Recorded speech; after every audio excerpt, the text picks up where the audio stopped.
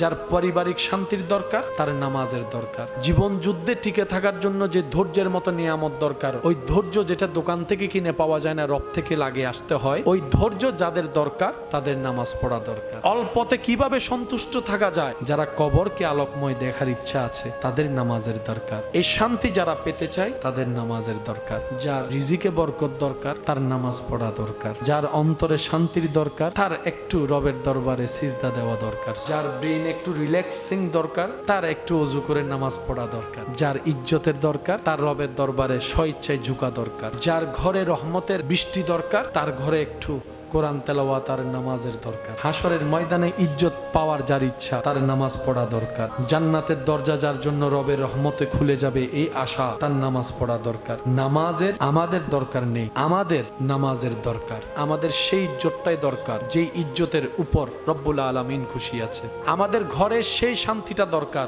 যে শান্তিটা রব্বুল আলামিনের পক্ষ থেকে আসে। বলেন না সুবহানাল্লাহ। কারো হৃদয়ে আঘাত দেওয়া মানে আল্লাহর গজবকে দাওয়াত দেওয়া। অন্যায়ভাবে কারো হৃদয়ে আঘাত দেওয়া মানে আল্লাহর গজবকে দাওয়াত দেওয়া। কারো অন্তরে অন্যায়ভাবে আঘাত করা, অপমান করা মানে, লাঞ্ছিত করা মানে নিজের রহমতের দরজা নিজে বন্ধ করে দেওয়া, রিজিকের দরজা বন্ধ করে দেওয়া।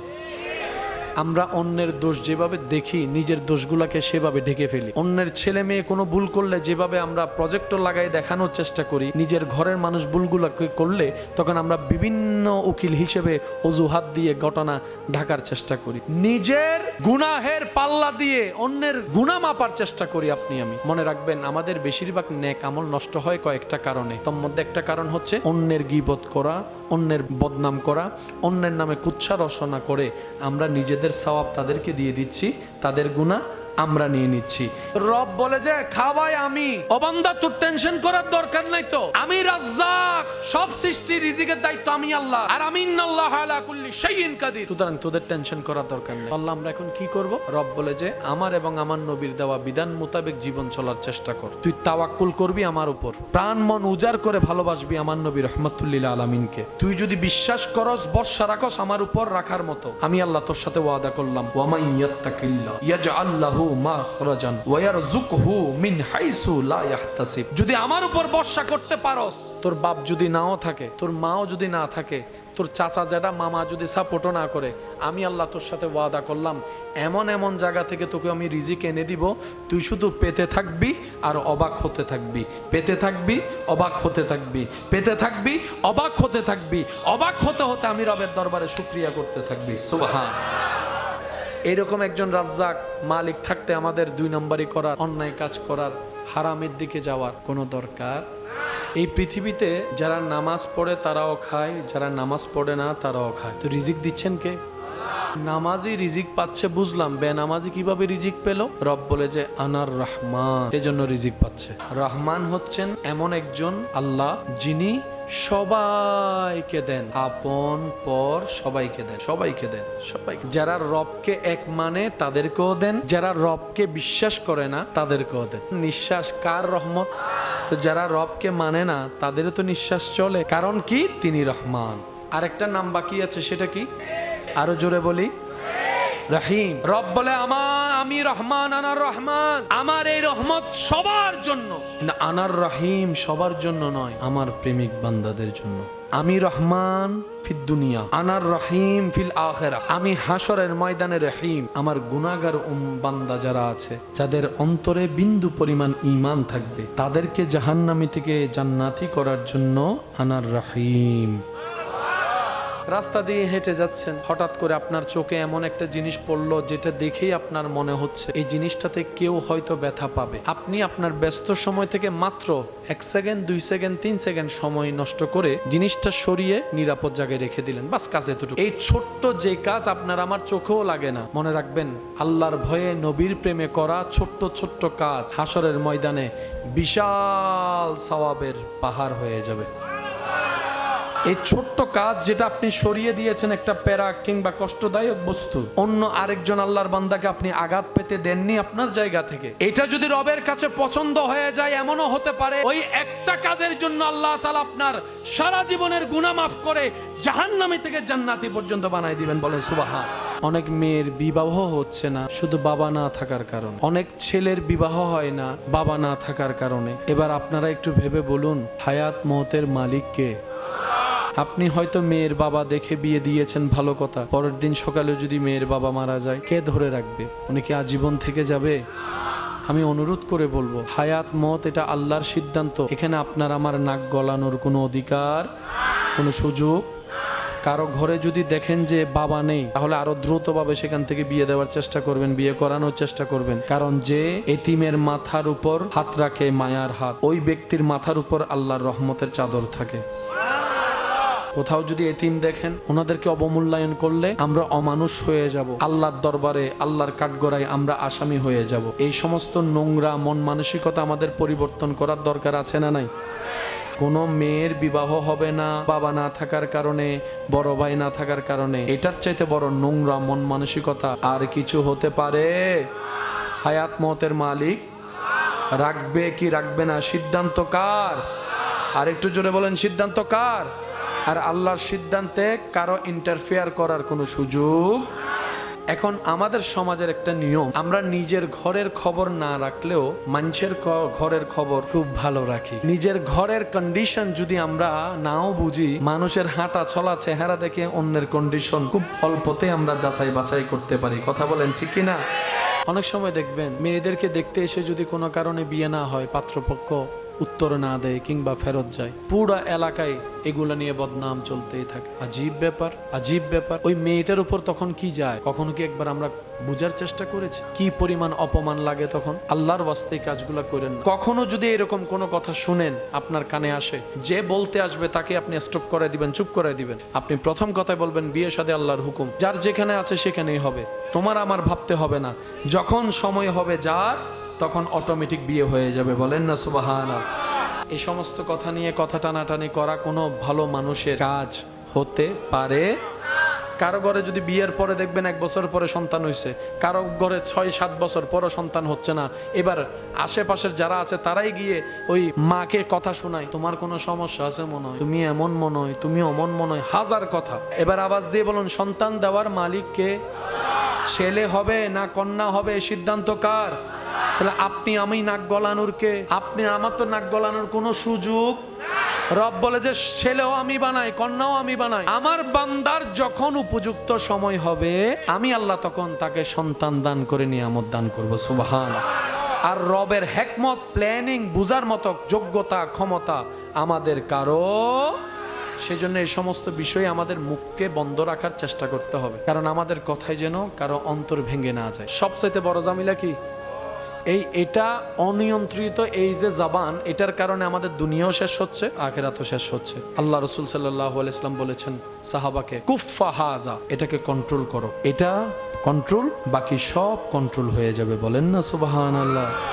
হযরত বায়েজিদ বুস্তামি রাহমাতুল্লাহ আলাইহি একদিন এক ইমামের পিছনে নামাজ পড়লেন। নামাজ পড়া শেষ করার পরে ওই ইমাম ওনাকে প্রশ্ন করলেন, আচ্ছা হুজুর, আমার জানা মতে আপনার দুনিয়াবি ইনকাম করার তেমন রাস্তা আমি দেখি নাই, অর্থাৎ আমাদের যে বিভিন্ন পারপাস আছে ইনকাম হওয়ার, আপনার তো সেরকম কোনো রাস্তা দেখি না। আমি যখনই দেখি আপনি শুধু দিন ধর্মের খেদমত করেই যাচ্ছেন, তালিম দিয়ে যাচ্ছেন, ছাত্রদেরকে পড়িয়ে যাচ্ছেন। হুজুর, আপনার সংসার চলে কেমনে, পরিবার চলে কেমনে? জানতে চাওয়া প্রশ্নকারী ব্যক্তির প্রশ্ন শুনে যেই উত্তরটা হযরত বায়েজিদ বুস্তামি রাহমাতুল্লাহ আলাইহি দিয়েছেন, আমি চাইবো এই উত্তরটা আমরা সবাই দিলের কান দিয়ে শুনবো। হযরত বায়েজিদ বুস্তামি রাহমাতুল্লাহ আলাইহি ওনার প্রশ্ন শুনে উত্তরে বললেন, আপনার প্রশ্ন শুনে আমার মনে হচ্ছে আমার নামাজটা নতুন করে পড়া দরকার। হুজুর বললেন, আমি প্রশ্ন করলাম কি, আপনি উত্তর দিলেন কি? হযরত বায়েজিদ বুস্তামি বললেন, আপনার প্রশ্নের ভিতর উত্তর যেটা আমি দিয়েছি, এই উত্তরের ভিতরেই আপনার উত্তর আছে।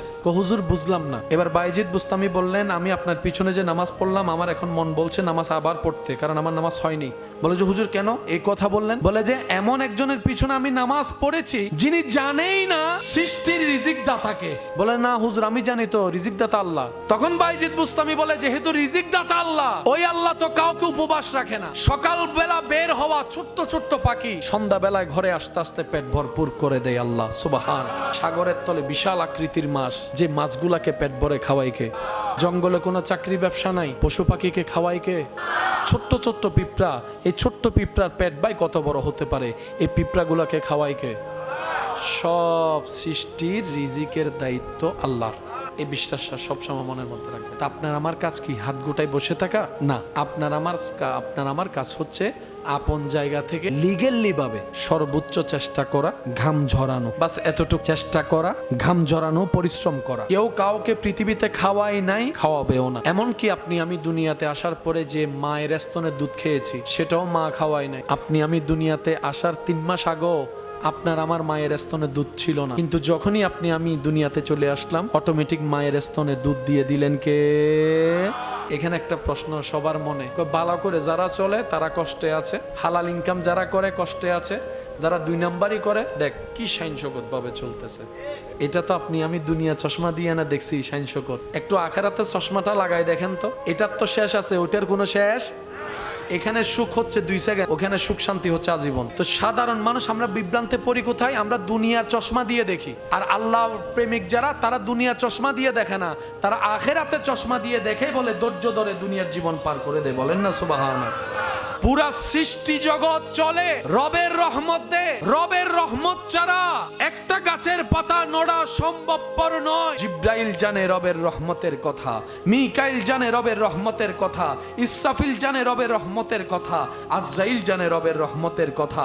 আসমান টিকে আছে রবের রহমতে, আসমান সজ্জিত রবের রহমতে, জান্নাতের জায়গায় জায়গায় রব্বুল আলামিনের রহমত, আরশ টিকে আছে রবের রহমতে, কুল কায়নাত রবের রহমতে। সূর্যের উঠা রবের রহমত, সূর্যের ডুবা রবের রহমত, বাতাস প্রবাহিত হওয়া রবের রহমত। শুধু তাই নয়, মানুষ দেখে কি দিয়ে? কিন্তু অনেক মানুষ দেখবেন চোখ আছে কিন্তু দেখে না। আসলে আমরা চোখ দিয়ে দেখি না, রবের রহমত দিয়ে দেখি। আমরা কান দিয়ে কেউ শুনি না, অনেকের কান আছে কিন্তু শুনেই না। শোনাটাও রবের রহমত। চোখে দেখতে পাওয়া রবের রহমত, কানের শোনাটা রবের রহমত, হাঁটতে পারা রবের রহমত, বসতে পারা রবের রহমত, ক্লান্ত শরীর নিয়ে বিছানায় শোয়ার পরে হঠাৎ করে ঘুম চলে আসা রবের রহমত। সেই অবচেতন মনে ঘুমের জগতে ডান কাত বাম কাত হয়ে আবার সকালবেলা উঠে সূর্যের আলো দেখা রবের রহমত।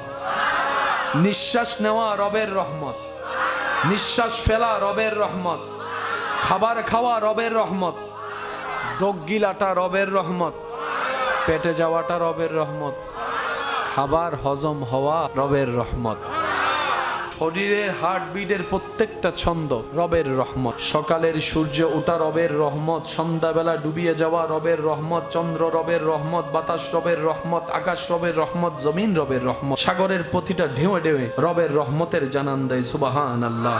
গাছের ফলের মধ্যে রবের রহমত, ফলের স্বাদের মধ্যে রবের রহমত। আপনার আমার বুপে দেওয়া একটা বীজ গাছে রূপান্তর হয়ে ফল ধরা রবের রহমত। এবার সে রহমতের নাম তো শুনেছি, দেখার সুযোগ কখনো। এবার আমরা সবাই মিলে রবের দরবারে ফরিয়াদ রাখলাম, আল্লাহ তোমার রহমতের নাম শুনেছি, কিন্তু এটা দেখতে কেমন আমরা তো দেখি নাই। রব বলে, জগৎবাসী সৃষ্টি লগ্ন থেকে আমি রবের রহমতের কথা শুনেছে কিন্তু দেখার সুযোগ আমাদের নবীজিকে পাঠিয়ে ওয়ামা আরসালনাকা ইল্লা রাহমাতাল লিল আলামিন বলে রব জানান দিয়েছেন, হে আমার সৃষ্টি জগৎ, আমি রবের রহমতের একটু ধরন যদি তোমরা দেখতে চাও, নবী রাহমাতুল লিল আলামিনের দিকে দেখো। সুবহানাল্লাহ। নবী রাহমাতুল লিল আলামিনের দিকে দেখা, আমি রবের রহমতের একটা আকার দেখা হয়ে যাবে। বলেন না সুবহানাল্লাহ। আল্লাহ তাআলা আমাদের নবীকে বিশ্ববাসীর জন্য, বিশ্বজাহানের জন্য রহমত বানিয়েছেন। নবী হননি, আল্লাহ বানিয়েছেন। ইন্না আ'তাইনাকাল কাউসার, নবী চাই নাই, আল্লাহ দিয়েছেন। নবী নিজে থেকে আসার টাইম নির্ধারণ করে নাই, আল্লাহ নিজে করেছেন। ইমামুল আম্বিয়া আল্লাহ নিজে বানিয়ে দিয়েছেন। সমস্ত নবীদের সরতাজ আমাদের নবীকে আল্লাহ নিজেই বানিয়ে দিয়েছেন। মেরাজের ভ্রমণ আল্লাহ নিজেই করিয়েছেন। বোরাক নবীর জন্য আল্লাহ নিজেই পাঠিয়েছেন। আল্লাহ তাআলার সমস্ত সৃষ্টিতে যাকে আল্লাহ সবচাইতে বেশি জ্ঞানী, আজমত ওয়ালা, রিফত ওয়ালা, তাজিম ওয়ালা, সম্মান ওয়ালার আসন দান করেছেন আল্লাহ, তিনি হচ্ছেন আপনার আমার নবী রাহমাতুল লিল আলামিন। সুবহান। সৃষ্টিতে আপনার আমার নবীর চাইতে বড় সম্মানী আর কেউ? সৃষ্টিতে সবচাইতে সম্মানী আল্লাহ বানিয়েছেন কাদের নবীকে? সৃষ্টিতে আল্লাহ তাআলা সবচাইতে জ্ঞানী যাকে বানিয়েছেন তিনি কাদের নবী? আল্লাহ আমাদের নবীকে যা দিয়েছেন, যতটুক দিয়েছেন, এমন আর কাউকে কখনো সব দিকে যিনি সর্বশ্রেষ্ঠ ইউনিক সৃষ্টিতে, তিনি হচ্ছেন আপনার আমার নবী রাহমাতুল লিল, যার তারিফ বাড়িয়ে দিয়েছেন স্বয়ং রব্বুল আলামিন। হালিমা যখন আপনার আমার নবীর চেহারা মোবারকের দিকে নজর দিলেন, নজর দেওয়ার সাথে সাথে সেই নজরের আলোটা আপনার চোখের মধ্যে সীমাবদ্ধ না হয়ে দিলের মধ্যে নাড়া দিয়ে বসলেন, নাড়া দিয়ে বসলেন, দিলের মধ্যে নাড়া দিয়ে বসলেন। আর আপনার নবী আমার নবী রাহমাতুল লিল আলামিন হালিমার দিকে তাকায় একটা তাবাসসুম মুস্কি হাসি দিয়ে হয়তো জানান দিলেন, হালিমা তারা আমাকে নেয় নাই নয়, আমি মুস্তাফা চাই নাই তাদের কাছে, আমি মুস্তাফা তাদের কাছে চাই নাই, আমি মুস্তাফা তোমার জন্য অপেক্ষা করতেছি। ওনারা আমাকে নেয় নাই, এমন বাফর দুনিয়াতে আসেনি নবীরে ক্যান্সেল করবে। নবী বলে যে তারা আমাকে নেয় নাই নয়, আমি তাদের কাছে যাই নাই। আমাদের নবী যখন দুনিয়াতে আসছিলেন তখন একটা নিয়ম ছিল, বাহিরের মহিলারা এসে আরবের সন্তানদেরকে দুধ পান করার জন্য নিয়ে যেত। নবীজিকে নিয়ে গেলেন কে? মা হালিমা বলেন। উনি কি একা আসছিলেন নাকি আরো অনেকে আসছিল? কিন্তু নবীজিকে ওরা নিতে চায় নাই। যখন শুনেছে বাবা নাই আর নিতে চায় না। এই নোংরা চিন্তা এখনো পর্যন্ত আমাদের সমাজে অনেক জায়গায় আছে। নবীজির আব্বা না থাকার কারণে সবাই দুনিয়াবি যে চিন্তা সেটাই করেছে, ভালো হবে তো যেখানে আছে টাকা সেখানে দৌড়াইছে, সবাই সবারটা নিয়ে প্রস্তুত চলে যাওয়ার জন্য। বাকি ছিলেন হালিমা। হালিমা কেন বললাম একটু পরে, জিনিসটা ক্লিয়ার হবে। গেলেন নবীজির দরবারে, দরজা খোলা হলো, খবর পেয়েছে উনি ছাড়া আর কেউ, উনি দেখতে চাইলেন যার কেউ যেহেতু নাই, সব ভালো ভালো তো ওরা নিয়ে গেছে, এটাই বাকি আছে। হালিমা যখন নবী রাহমাতুল লিল আলামিনের চেহারা দেখলেন, ছোট্ট নিষ্পাপ বাচ্চারা এমনিই সুন্দর হয়, কারণ তাদের চেহারায় গুনার কোনো ছাপ থাকে। মাসুম বাচ্চা যে কারো হোক সুন্দরই হয়। এখানে কথা চলছে ইমামুল আম্বিয়া নবী রাহমাতুল লিল আলামিনের। এখন হালিমা দেখছেন মেরাজের দুলা যে হবে একদিন। এখন হালিমা দেখছেন সচক্ষে ওনাকে, যার চেহারা সম্পর্কে রব্বুল আলামিন কোরআনে বলবে ওয়াদ্দুহা। নবীকে নেয় নাই, এটা সুন্দর নাকি নবী যায় নাই? আমাদের নবীকে নেয় নাই, শুনতে সুন্দর। আমাদের নবী যায় নাই, আল্লাহ ওদের কাছে আমাদের নবীকে দেয়ই নাই, আল্লাহ নবীকে রেখে দিয়েছেন হালিমার জন্য। এবার মা হালিমা যখন দেখলেন, বলে যে আমার এটাই লাগবে, এটাই লাগবে। হালিমা বলে আমার এই আঁখে, এই চোখে আমি অনেক দেখেছি, কিন্তু এই রকম আমি হালিমা জীবনে প্রথম দেখতেছি। আমি হালিমার চোখ অনেক দেখেছে, এটার মতো দেখে নাই, এটার মতো দেখে নাই। আলা হযরত বলছেন, লাম ইয়াতি নাযীরু কাফি নজরিন মিসলে তুনা শুদ পয়দা জানা। সুবহানাল্লাহ। মা হালিমা বলে আমার এটা লাগবে, ওনাকে লাগবে। ওই লেনদেনের হিসাবটা করি, কয় এগুলার আর হিসাব করা লাগবে না, এটাই আমার দিল জয় করে ফেলছে। এবার মা হালিমা রওনা দিলেন। আমরা সবাই জানি ওনার বাহনটা ছিল অসুস্থ এবং দুর্বল, আসতে ওনাদের পরে এসেছেন, যাওয়ার সময় ওনাদের আগে গিয়ে বাড়িতে পৌঁছায় গিয়েছেন।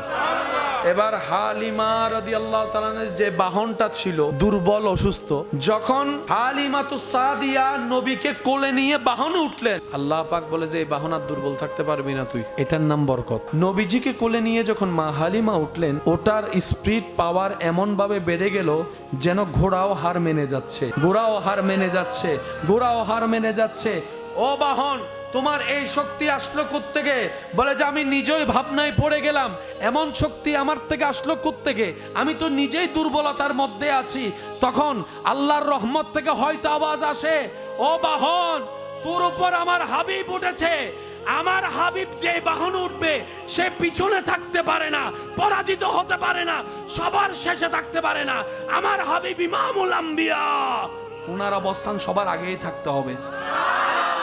ঘরে নিয়ে গেলেন, মরা গাছে ফুল ধরে ফল ধরে গাছ ঝুলে পড়ছে। মা হালিমাতুস সাদিয়ার উঠানে যে মরা গাছটা ছিল, ফুল ধরছে, ফল ধরছে। অসুস্থ ছাগল যেটা দুধ দেওয়ার ক্ষমতা নাই, সেটার ভিতরেও দুধ চলে আসছে, ওলান ভরপুর। তা আগেরকার যুগের মানুষ সন্ধ্যা হতেই লাইট তো আর ছিল না, চেরাক টেরাক যা চলে যায় তাড়াতাড়ি সকালে উঠতো, সকাল সকাল। এখনো হয়তো আপনাদের গ্রামে অনেক মানুষ এরকম। এই অভ্যাসটা ধরে রাখার চেষ্টা করবেন, সুস্থ থাকার জন্য এটা সবচেয়ে বড় একটা এফেক্টিভ, উপকারী। তাড়াতাড়ি ঘুমানো, সকালে তাড়াতাড়ি। নবী রাহমাতুল লিল আলামিনকে মা হালিমাতুস সাদিয়া নেওয়া যাওয়ার পরে আপনার সমস্ত কিছুতে শুধু বরকত আর বরকত, বরকত আর বরকত, বরকত আর বরকত। তো মা হালিমার ঘরের এই যে হঠাৎ পরিবর্তনটা, এটা সবার নজরে আসা শুরু করলো। কিরে হালিমা, তোমার ঘরের সামনে তো গাছটা তো মৃত দেখেছিলাম, এখন তো দেখি একদম ফুলে ফলে ভরপুর হয়ে আছে। হালিমা গো, তোমার ঘরের যে ছাগলগুলো আছে, বাকরিগুলো আছে, এগুলার মধ্যে কেমন যেন একটু নাদুস নুদুস ভাব চলে আসলো, ওলানের মধ্যে আপনার দুধ চলে আসলো, ব্যাপার কি? সব কিছুকে এক সাইডে রেখে ওনারা যখন মা হালিমার ঘরকে অবজার্ভ করতে লাগলেন, একদিন সকালবেলা মা হালিমাকে গিয়ে বলেন, হালিমা গে, ঘরে কি নতুন কোনো বাতি আনছোস? তোমার ঘরে কি নতুন কোনো বাতি লাইট আসছে? বলে যে না, যা ছিল তাই আছে। বলে যে না, সারা রাত আমরা দেখেছি তোমার ঘরের জানলা দিয়ে এক অসম্ভব সুন্দর আলো ঝিকঝিক চমকাচ্ছে চমকাচ্ছে চমকাচ্ছে। এবার মা হালিমা বললেন, এটা কোনো নতুন আলো কিংবা লাইট কিংবা হারিকেন কিংবা আপনার মোমবাতির কাজ নয়। যেদিন থেকে উনি আমার ঘরে এসেছে, যেদিন থেকে উনি আমার ঘরে এসেছে, আমার তকদিরটাই পাল্টাই গিয়েছে। আমি হালিমা এখন যেটাই ধরি, এক কথায় বুঝার জন্য মাটি ধরলেও সেটা স্বর্ণে রূপান্তর হয়ে যাচ্ছে। সুবহানাল্লাহ। আমি হালিমার ঘরে এমন বরকত আসা শুরু হয়েছে, আগে 5 জনের যে খাবার লাগতো, এখন 2 জনের খাবার দিয়ে 5 জনের খাবার হয়ে যাচ্ছে। সুবহানাল্লাহ। আমি আর এখন আগের মতো অভাব অনুভব করি না, অসুস্থ অনুভব করি না। আমার সব কিছুর মধ্যে কেমন পরিবর্তন আসা শুরু করলো। আমি মহিলা মানুষ, যে পরিমাণ কাজ আগে করতে পারতাম, এখন তার চাইতে আরো বেশি শক্তি অনুভব করি, কাজ করতে পারি। আমার গাছে ফল ধরেছে, ফুল ধরেছে, আমার বকরির মধ্যে দুধ এসেছে, সব পরিবর্তন হয়েছে। এই সন্তান আমার ঘরে বরকত। এবার যারা সেই দিন নবীকে বাপ না থাকার কারণে নিতে চাই নাই, তারাই উল্টা বলে, হালিমা যা চাস তা দিব, আমাদেরকে দিয়ে দে, আমাদেরকে দিয়ে দে, আমাদেরকে দিয়ে দে। মা হালিমা বলে, জগৎ দিল আর দিতে রাজি না, এটা আমার কাছেই থাকবে। আল্লাহ পাক বলে, হালিমা তুমি যেহেতু আমার নবীরে নিছো, আমি আল্লাহ তোমাকে নিয়ামত থেকে বঞ্চিত করব না। নাম সুনাম প্রশংসা সবার চাই কি চাই না? সবারই চাই। ওই দিন মক্কায় কি শুধু মা হালিমা গিয়েছেন নাকি আরো অনেক গিয়েছেন? কারণ নাম কি জানা আছে, কিন্তু একজনের নাম গিয়েছে অনেকজন, সেনাও নাই, নামও নাই, নিশানাও নাই। আজ পর্যন্ত উম্মতের জবানে জবানে হালিমার নাম শোনা যাচ্ছে। নবী বলে, আপনি আমাকে দুগ্ধ পান করিয়েছেন, আমার উম্মত আপনাকে আজীবন সম্মান করবে, আজীবন তাজিম করবে। নবী বলে, হালিমা বলিও না, মা হালিমা বলো, মা হালিমা বলো, মা হালিমা বলো। এবার নবীকে নিয়ে আসার কারণে আমার নবী বলে, আমি কারো ঋণ বাকি রাখি না, আমি কারো ঋণ বাকি রাখি না, কারো ঋণ বাকি রাখি না। আজকে থেকে আপনার নাম মা হালিমাতুস সাদিয়া।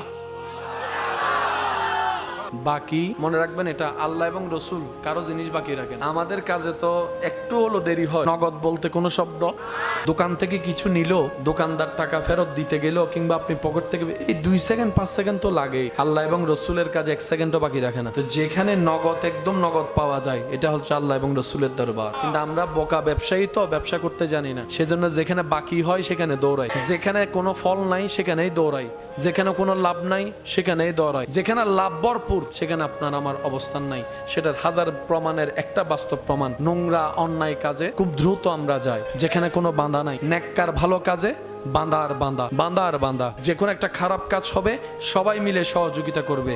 একটা মসজিদ বানানোর কথা বললে, এটা আমাদের অধপতন, আমাদের ব্যর্থতা, আমাদের কমতি, আমাদের দুর্বলতা। কথা বলেন ঠিক কিনা? ভালো কাজে আমরা থাকতে পারি। আল্লাহ পাক আমাদেরকে আজকে থেকে ভালো কাজের সাথে বন্ধুত্ব রাখার তৌফিক দান করবে, কিংবা যে ভালো কাজ করে তাকে উৎসাহ দেওয়ার, পাশে দাঁড়ানোর আল্লাহ আমাদের ওই মন মানসিকতা দান করবে। মা হালিমাতুস সাদিয়া, এখনো পর্যন্ত যারা উমরায় যায়, হজ করতে যায়, একবার হলো মা হালিমার ঘরটা দেখতে যায়। মা হালিমার ঘর দেখতে যায় কি যায় না? ওখানে গিয়ে মা হালিমাকে স্মরণ করে। নবী বলে, আমার উম্মত কিয়ামত পর্যন্ত আপনি হালিমাকে তাদের এখানে রাখবে, হৃদয়ে রাখবে। আপনি আমাকে দুধ খাওয়াইছেন না, আপনি আমার উপকার করেননি, আপনি আমাকে দুধ খাওয়াইয়ে নিজের উপকার নিজে করেছেন। আপনি আমাকে কোলে লালন করে আমি নবীর উপকার করেননি, বরং কিয়ামত পর্যন্ত আপনার শান মান আজমতকে আপনি নিজে বাড়ার সুযোগ করে দিয়েছেন। আমার নবী, আপনার নবী, আমাদের নবীকে কেউ নেয়নি। আমাদের নবী যায় না। এটা শানে মুস্তাফা। কথার উপর অনেক কিছুই নির্ভর করে। এমন শব্দ যেটা আপনার আমার সমাজে বন্ধুর ভিতরে চলে, এমন কোন শব্দ নবীর ব্যাপারে বলা যাবে কারণ নবীকে সর্বদিকে সম্মানিত করেছেন যিনি, তিনি কে? দুনিয়ার প্রফেশনে বয়স যত বাড়ে দাম, সম্মান, মূল্যায়ন, মর্যাদা তত কমে। কিন্তু একটু ঠান্ডা মাথায় খেয়াল করলে দেখবেন আল্লাহ রাস্তায় যারা চলে, যারা থাকে, খেদমত করে, ওনাদের বয়স যত বাড়ে সম্মানও বাড়ে। দিনের রাস্তায় যারা কাজ করে, যারা বয়স যত বাড়ে দামও বাড়ে, মূল্যায়নও বাড়ে, ইজ্জতও বাড়ে, সম্মানও বাড়ে। কিন্তু দুনিয়ার রাস্তায় যারা কাজ করে তাদের দেখবেন বয়স শেষ, পাওয়ার শেষ, বয়স শেষ, চাকরি শেষ, বয়স শেষ, ব্যবসা শেষ, বয়স শেষ, ক্ষমতা শেষ, বয়স শেষ, শেষ শেষ, নিজের গড়ে দাম, মূল্যায়নও। আল্লাহ রাস্তায় যারা কাজ করে, যেমন আপনাদের এলাকার মসজিদের ইমাম খতিব যারা ছিলেন, বয়সের কারণে এখন নামাজ পড়াতে সময় দিতে পারেন, এখনো পর্যন্ত সেই ইমাম খতিব যদি মসজিদে আসে, রানিং যিনি ইমাম খেদমতে আছেন উনি একবার বলবে, হুজুর, যিনি 3 বছর আগে খেদমত ছেড়েছেন, শরীরের জন্য পারে না, উনিও যদি মসজিদে আসে, এলাকার মুরব্বীরাও বলবে, হুজুর আপনি আসছেন, দেখে মনটা খুশি হয়ে গেছে, আজকে আপনি পড়ান। ইমাম সাহেবে বলবে আপনি পড়ান, মুয়াজ্জিন সাহেবে বলবে আপনি পড়ান। আমার সমাজে, পৃথিবীতে টিকার জন্য আপনার সাপোর্টের দরকার আছে, আবার আপনার জন্য আমার সাপোর্টের দরকার আছে। পুরা মাহফিলটা আছে, শ্রোতা আছে ভরপুর, আলোচক একজনও নাই, হবে? আলোচক এসে বসে আছে, শ্রোতা নাই, হবে? আপনারা সবাই আসছি, মাইক হলো আসে নাই, লাইট হলো আসে নাই, হবে? সবাই মিলে একটা মাহফিল, কারো অবদান কম, সবার পার্টিসিপেট আছে, আপন আপন জায়গায়, আপন আপন দৃষ্টিতে যতটুকু সম্ভব। এই পৃথিবীতে আপনার আমাকে দরকার, আমার আপনাকে দরকার, আপনার থেকে আমার, আমার থেকে আপনার, কেউ কাউকে ছাড়া চলতে পারে। এই পৃথিবীর সব মানুষের একটা প্রশংসার দরকার আছে না নাই? উৎসাহের জন্য একটা প্রশংসার দরকার আছে না নাই? ভালো রেপুটেশনের জন্য একটা প্রশংসার দরকার আছে না নাই? আপনার আমার সবার এই দুনিয়ায় যে কেউ হো XYZ প্রশংসার দরকার আছে। আমার প্রশংসা আপনি করলে আপনার কারণে আমি দামি, আমার প্রশংসা যদি আপনি করেন আপনার বলার কারণে যাদের সামনে বলেছেন তাদের সামনে আমি দামি হয়েছি। আমি যদি আপনার প্রশংসায় জবান খুলি, আমার প্রশংসার কারণে আপনি দামি হচ্ছেন, আমার প্রশংসায় আপনি দামি, আপনার প্রশংসায় আমি দামি। আল্লাহ তাআলা আমাদের নবীকে সৃষ্টিতে এমন ভাবে সম্মান দান করে, ওয়ারাফানা লাকা যিকরাকের আসনে দান করেছেন। আল্লাহ পাক বলে, তুই সম্মান করলে, প্রশংসা করলে অন্যজন দামি হয়, সে যদি করে ও দামি হয়। কিন্তু আমার নবীর তারিফ, প্রশংসা আমি আল্লাহ এমন ভাবে সাজিয়ে দিয়েছি, যে আমার নবীর প্রশংসা করবে, নবীর প্রশংসা করার কারণে আমি আল্লাহ সেই বান্দার ইজ্জত বাড়াই দিব, দাম বাড়াই দিব, সম্মান বাড়াই দিব, রিজিক বাড়াই দিব, রহমত বাড়াই দিব। সুবহান। আপনি প্রশংসা করলে আমি দামি, আমি প্রশংসা করলে আপনি দামি। কিন্তু আমরা যখন নবীর প্রশংসা করি, নবী দামি হয় না। আমরা যখন আমাদের করি, বললাম কি, আমি আপনার ঠেকা, আপনি আমার ঠেকা। আমরা দুনিয়াতে যারা আছি একজন আরেকজনের ঠেকা, এই ছাড়া কোনো উপায়। আপনি ঘর থেকে বের হয়েছেন, গাড়ি তো লাগবে, আপনি আমি রিক্সাওয়ালার ঠেকা, সিএনজি ওয়ালার ঠেকা, আবার সিএনজি ওয়ালা গাড়ি নিয়ে বসে আছে, যাত্রী নাই, উনি আবার আমাদের ঠেকা। তাহলে আমাদের জীবনের জন্য ওনাকে লাগবে, ওনাকে, ওনার জীবনের জন্য আমাদেরকে লাগবে। আল্লাহ তাআলা আমাদের সবার জীবন কেমন ভাবে সেট করেছেন, কেউ কাউকে ছাড়া চলতে। শিক্ষকের যদি ছাত্র লাগে, ছাত্রেরও শিক্ষক লাগবে। রোগীর যদি ডাক্তার লাগে, ডাক্তারেরও তো রোগী লাগে। কেউ কারো সামনে অহংকার করার কোনো সুযোগ, কারণ আমি আপনার ঠেকা, আপনি আমার ঠেকা। সৃষ্টিতে আল্লাহ তাআলা আপনার আমার নবীকে এমন আজমত ওয়ালা শানে বসিয়ে দিয়েছেন। রব্বুল আলামিন বলে, ও দুনিয়াবাসী দেখো, আমার নবীকে দুনিয়াতে পাঠানোর অনেক আগেই প্রথম অভিভাবক ওনার বাবাকে আমি আল্লাহ দুনিয়া থেকে নিয়ে এসেছি। নবী আসার পরে মাকে নিয়ে এসেছি। আমি আল্লাহ দুনিয়াতে আমার নবীকে এমন ভাবে সেটিং করে পাঠিয়েছি, কিয়ামত পর্যন্ত আমার নবী কারো ঠেকাই থাকবে না, সবাই আমার নবীর ঠেকাই থাকতে হবে। সুবহান। আমরা একজন আরেকজনের কাছে ঠেকা, নবী কারো কাছে ঠেকা, নবী ঠেকা শুধু একজনের কাছে। নবীজির জীবনী থেকে আপনারা অনেক ঘটনা আপনাদের জানা আছে, শুধু স্মরণ করিয়ে দেওয়ার জন্য বলছি। বিশেষ করে আমার যুবক ভাই যারা আছেন, এই জিনিসগুলো একটু নোটে রাখার চেষ্টা করবেন, কারণ এখন অনেক অন্য মানুষগুলা মুসলমানদের যুবকদেরকে ব্রেন ওয়াশ করার চেষ্টা করে, নাস্তিক বানায় ফেলার চেষ্টা করছে। তো সেজন্য আমাদের যুবক ভাইদেরকে এই জায়গাটা একটু প্রতিহত করতে হবে ঈমানি শক্তি দিয়ে। সেজন্য আমি অনুরোধ করব, জুমার দিন অন্তত যে ক্লাসটা হয় মসজিদে, এই মসজিদে অন্তত ক্লাসটাতে যাবেন, বসবেন, শুনবেন, লিখে আনার অন্তত চেষ্টা করবেন। এই সাপ্তাহিক ক্লাসটা যদি আমরা ঠিক মতো করতে পারি, আশা করি আমাদের ঈমান আর চুরি করতে পারবে। হিংসা করে নেক আমল নষ্ট করি, অহংকার করে নেক আমল নষ্ট করে ফেলছি, রিয়া করে নেক আমল নষ্ট করে ফেলছি। যা জান্নাতে যাওয়ার জন্য আপন আপন জায়গা থেকে যতটুকুই আমরা অর্জন করেছি সেগুলোও নিজের ভুলের কারণে নিজেরা শেষ করে দিচ্ছি। এক কথায় বলতে গেলে চট্টগ্রামের ভাষায়, আমরা জেনে শুনে বুঝে অতি চালাকি দেখাতে গিয়ে নিজের পায়ে নিজেরাই কুড়াল মারে। ওয়াইলুল লিকুল্লি হুমাজাতিল লুমাজা। এটা যদি আমরা বন্ধ রাখতে পারি, হাজার সমস্যা শেষ। নবী রাহমাতুল্লিল আলামিনের উম্মত হওয়ার যে সুযোগ আল্লাহ তাআলা আপনাকে আমাকে দান করেছেন, সেই নবীর জবানে অন্তরের চোখ মোবারকের শান্তি, বান্দা যখন নামাজ পড়ে, উম্মত যখন নামাজ পড়ে, রাসূলের হৃদয় শান্তি হয়ে যায়। শেষ আবদার এতটুকু বলবো, এক ঘরে থাকতে গেলে, এক পরিবারে থাকলে, এক ছাদের নিচে থাকলে ইচ্ছাই অনিচ্ছায় অনেক কথা হয়, অনেক ঝগড়া হয়, অনেক মনোমালিন্য হয়, স্বাভাবিক। কখনো আলাদা হয়েন না। যাকে নিয়ে আলাদা হবেন ওনার সাথেও তো ঝগড়া হবে। একটু বুঝে নেন, সব কথা তার ভেঙে বলতে হয় না, একটু বুঝে নেন। 5 জন 5 জন 10 জন আছেন, ঝগড়া করে আলাদা হয়ে আছেন আপনি 3 জন, তো এই 3 জনের ভিতর ঝগড়া হবে না? তো তখন কি আলাদা হয়ে যাবেন? আর আলাদা হতেও তার কত আলাদা হবে, শেষ পর্যন্ত জঙ্গলে থাকা ছাড়া আর কোনো ভয় থাকবে না। আমি কি বুঝাতে পারছি? আল্লাহ তাআলা আমাদের সবাইকে মিলমিশ করে থাকার তৌফিক দান করুক, আমিন। বুঝলে কঠিন বিষয়ও সহজ, আর না বুঝলে ছোট্ট বিষয় অনেক কঠিন মনে হয়। প্রথম যে কোনো জিনিসে একটু কঠিন লাগে, শিখে ফেললে। সাইকেল শিখতে গিয়ে কতবার পড়ে হাঁটু ভেঙেছে, মোটরসাইকেল চালাইতে গিয়ে কতজনের পিছনে মেরে দিছে। আজকে চালাইতে চালাইতে এমন অভিজ্ঞ হয়েছে, এখন ডাইনে তাকাইও চালাই, বামে তাকাইও চালাই। কিন্তু চালাইতে একটু সাবধান, হেলমেটটা রাখা লাগবে। অনেকে হেলমেট রাখতে চায় না, কয় হেলমেট রাখলে চুল উড়ে না, তো এত লম্বা চুল রাখছে স্টাইল করে, যদি না উড়ে এটা কি মজা লাগেনি? এখন এই মজা করতে যাইয়া যে টজা হইয়া ব্রেন বাইরে হয়ে যাবে, এই খবরও তো রাখতে হবে। কারণ আপনি আপনাকে ধ্বংস করার কোনো অধিকার নাই।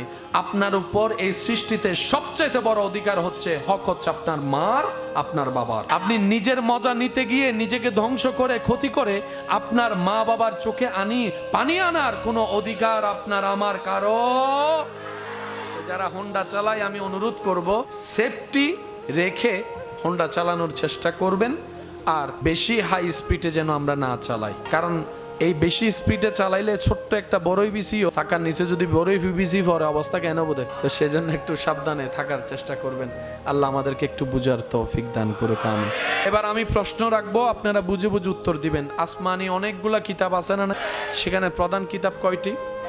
তাওরাত, জবুর, ইনজিল, কোরআন। এবার আমি প্রশ্ন রাখবো, আপনার উত্তর দিবেন। তাওরাতে যা আছে তা কার কালাম? জবুরে যা ছিল তা কার কালাম? ইনজিলে যা ছিল তা কার কালাম? কোরআনে যা ছিল তা কার কালাম? এবার আপনারাই বলেন, আপনাদের সিদ্ধান্ত, আপনাদের যেটা মন চাই, 4টা কিতাবের মধ্যে শ্রেষ্ঠ কোনটা? আমি বলবো না, আপনারা বলেন। তাহলে সবার সিদ্ধান্ত 4টার ভিতর শ্রেষ্ঠ হচ্ছে কোরআন কিতাব। 4টা কার? বাণী কার? শ্রেষ্ঠ কোনটা? শ্রেষ্ঠ কোনটা? শ্রেষ্ঠ কোনটা? তো 4টাই যদি আল্লাহর বাণী হয়, 4টাই শ্রেষ্ঠ হওয়ার কথা। কারণ 4টার ভিতরে বাণী আছে কার? মনে রাখবেন ভাইয়েরা, সব কিতাবে কালাম আল্লাহর, এখানে কোনো সন্দেহ। কিন্তু প্রত্যেকটা কিতাব আপন আপন জায়গায় পরিবর্তন হয়েছে। কোরআনের একটা আয়াত এখন পর্যন্ত পরিবর্তন কেউ করতে পারে। আর দ্বিতীয় নাম্বার, জবুরের সাথে নিসবত এক নবীর সাথে, আপনার ইনজিলের সাথে নিসবত এক নবীর সাথে, কোরআনের সাথে নিসবত ইমামুল আম্বিয়া নবী রাহমাতুল্লিল আলামিনের সাথে। পৃথিবীর সমস্ত ইজ্জত নির্ভর করে কার সাথে কার সম্পর্ক সেটার উপর। মেম্বারের ছেলের ইজ্জত একরকম, চেয়ারম্যানের ছেলের ইজ্জত একটু, এমপির ছেলের ইজ্জত, প্রধানমন্ত্রীর ছেলের ইজ্জত, ডোনাল্ড ট্রাম্পের ছেলের ইজ্জত। কার সাথে কার সম্পর্ক সেটা দেখতে হয়। সম্পর্কওয়ালা যদি দামি হয়, যার সম্পর্ক রাখবে সেও দামি হয়ে যায়। আপনার আমার নসিব এমন ভালো, আল্লাহ পাকের এমন অশেষ দয়া আপনার আর আমার মতো অনুপযুক্ত বান্দাদের উপর। আজ আপনি যদি বৎসরের বিশেষ একটি রাত দাঁড়িয়ে রবের দরবারে ইবাদত করেন, আপনার আমার আমল নামায় 1000 মাসের ইবাদতের সওয়াব লিখে দেওয়া হচ্ছে। রব্বুল আলামিনের যত দয়া আপনার আমার আমাদের উপর, এই দয়াগুলার মধ্যে সবচাইতে বড় দয়া হচ্ছে আল্লাহ তাআলা আপনাকে আমাকে ইমামুল আম্বিয়া নবী রাহমাতুল্লিল আলামিনের উম্মত হওয়ার সুযোগ দান করেছেন। সুবহানাল্লাহ। একটা ছোট্ট কাজ যেটা হয়তো নজরও লাগে না, এমন অনেক কাজ আছে যেগুলো মানুষ কখনো নজরও দেয় না। যেমন কেউ কাউকে যদি 2টা টাকার দান করে, এটা কি চোখে লাগার জিনিস? লক্ষ লক্ষ টাকা দান করলে হ্যাঁ দান করছে। আমাদের কাছে দানবীর তারাই যারা সুযোগে সুযোগে স্থানে বসে লক্ষ লক্ষ টাকা দান করতে পারে, তাদেরকে দানবীরও মনে হয় আমাদের। আবার তাদের দানটা এমন ভাবে চোখে লাগে, চায়ের দোকানে বসে, ঘরের কোনায় বসে এই দান নিয়ে কথাও চলে। কিন্তু নবী রাহমাতুল্লিল আলামিনের উম্মত হওয়ার সুবাদে আল্লাহ তাআলা আমাদেরকে এমন মর্যাদা ফ্যাসিলিটি দান করেছেন, কোন বান্দার অন্তর থেকে করা আল্লাহর জন্য 2টা টাকাও যদি হয়, সে দানটাও রবের কাছে যদি কবুল হয়, ওই 2 কোটি দান করনে ওয়ালা যার কবুল হয় না, তার চাইতে 2 টাকা দানের দাম বেড়ে যায়। সুবহানাল্লাহ। আমাদের জন্য সুযোগ কি কঠিন হচ্ছে না সহজ? বলা তো যায় না কার নসিব কখন চমকে উঠে, কারণ আমাদের রব সবসময় দয়া করতে প্রস্তুত। এমনও তো হতে পারে আজকে সে দয়ার বর্ষণে আমরাও পড়ে যেতে পারি, রহমতের বৃষ্টি পেয়ে যেতে পারি। কথা বলেন ঠিক না? আমাদের জন্য আল্লাহ তাআলা সর্বদিকে রাস্তা খুলে দিয়েছে শুধু জান্নাতে যাওয়ার জন্য। গুনাহ করলে মানুষ জাহান্নামে যাবে, এটাই চিরন্তন সত্য। এখানে আর দ্বিতীয় কোনো অপশন। আল্লাহ তাআলা আমাদেরকে জান্নাতে দেওয়ার জন্য দুনিয়াতে তো তওবার মতো ব্যবস্থা রেখেছেন, আবার হাসরের ময়দানে নবীর সুপারিশের ব্যবস্থাও রেখে দিয়েছেন। রব বলে যে আমি চাই তোরা জান্নাতে যা। রব চাই না কোনো বান্দা জাহান্নামে যাক। এরপরও যদি আমরা জাহান্নামে যাই, বুঝতে পারছি কথা? এরপরও যদি আমাদের ঠিকানা জাহান্নামে হয়, নিজের গালে নিজে জুতার বাড়ি দেওয়া ছাড়া, নিজের নখ দিয়ে নিজের চেহারা ক্ষত বিক্ষত করা ছাড়া, এই আফসোসের আর কোনো শেষ। আল্লাহ তাআলা আমাদের সৃষ্টিকর্তা, এই আল্লাহ পাকের অনেকগুলা সিফতি নাম আছে। আমাদের রবের অনেক রকমের সিফতি নাম আছে, যেমন রহমান, রহিম, গফফার, সত্তার, জব্বার, খালিক, মালিক, আজিজ। এক একটা নামের অর্থ এক এক রকম, এক একটা নামের রং এক এক রকম। আল্লাহ তাআলা যতগুলা সিফতি নাম, প্রত্যেকটা নামের ভান্ডার আল্লাহ পাকের কাছে।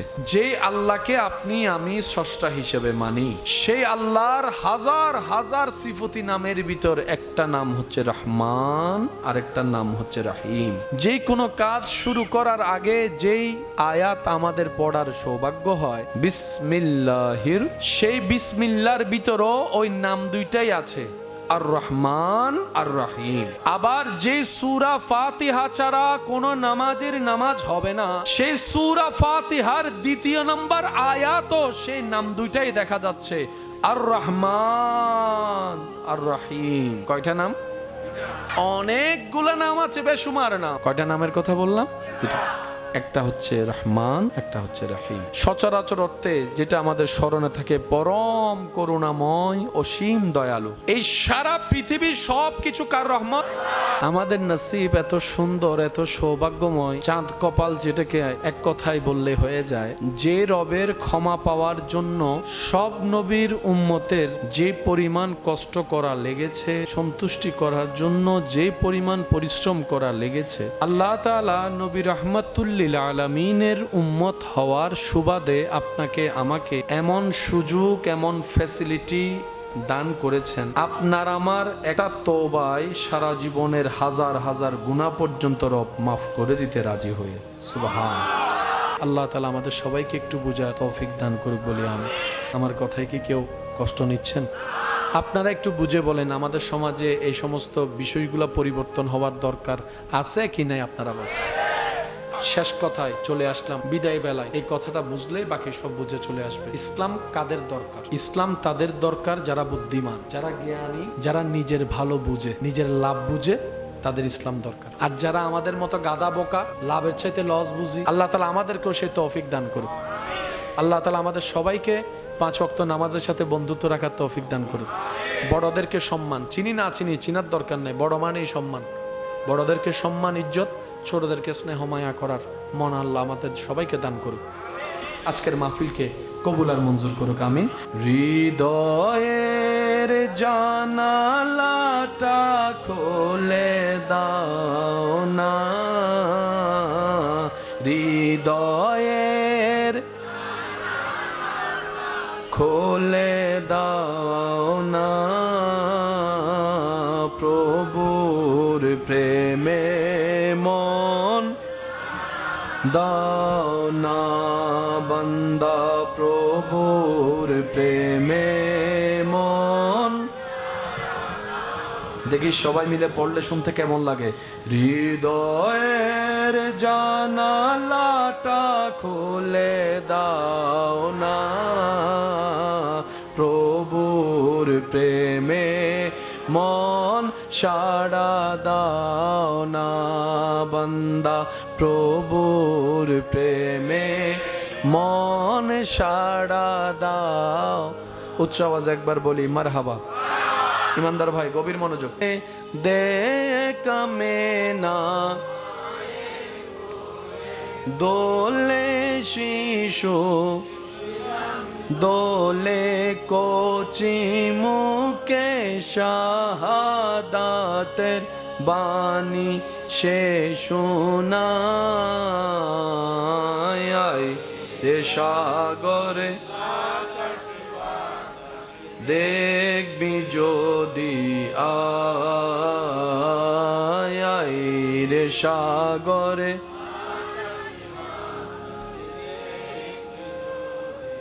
ওলি দিগর রাজ মহারাজ মোদের সালাম খানি, আব্দুল কাদের জিলানী।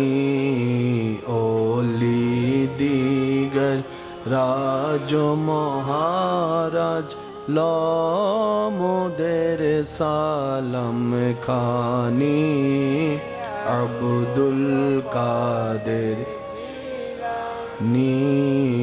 কৃপা করে রাখো মোদের লাজ, ও গো মেহবুবে সুবহানি, আব্দুল কাদের জিলানী। ওলি দিগর রাজ মহারাজ মোদের সালাম খানি, আব্দুল কাদের। অধ্যকার সরখিজিরপুর ৮ নং ওয়ার্ড নিউ আবাসিক এলাকায় আব্দুস সবুরের পরিবারের পক্ষ থেকে খতিবে মিল্লাত রৌনকে আহলে সুন্নাত মুজাহিদে মিল্লাত হযরতুল আল্লাম জনাব মৌলানা জাহাঙ্গীর আলম আল কাদেরী মাদ্দাজিল্লুহুল আলী হুজুরের সভাপতিত্বে আজকের এই সজ্জিত আজিমুশ-শান নুরানি ইমানি মেহফিলের মান্যবর প্রধান আলোচক, সুন্নিয়তের উদীয়মান তরুণ আলোচক, আমার স্নেহধন্য রৌনকে মিল্লাত হযরতুল আল্লাম জনাব মৌলানা নুরশেদ রেজা আল কাদেরী মাদ্দাজিল্লুহুল আলী সাহেব সহ আমন্ত্রিত এলাকার মেহমানবৃন্দ, সম্মানিত ব্যক্তিবর্গ, ওদিগর উলামায়ে কেরাম, তালিবুল ইলম, উপস্থিত আল্লাহর প্রেমিক, নবীর প্রেমিক, ইমানদার ভাইয়েরা, আসসালামু আলাইকুম ওয়া রাহমাতুল্লাহি তাআলা ওয়া বারাকাতুহু। ওয়া আলাইকুম সালাম ওয়া রাহমাতুল্লাহি ওয়া বারাকাতুহু। আপন আপন জায়গা থেকে রবের রহমতের দরবার থেকে রহমতের ভিক্ষা পাওয়ার আশায় অন্তর নরম করে নিজে যে বড় পাপী সেটা স্মরণ করে গুনাহ মাফ করানোর আশায় আল্লাহর দেওয়ার সর্ব নিয়ামতের শুকরিয়া আদায়ের লক্ষ্যে দিলের গভীর থেকে মোহাব্বতের আওয়াজে একবার বলি আলহামদুলিল্লাহ।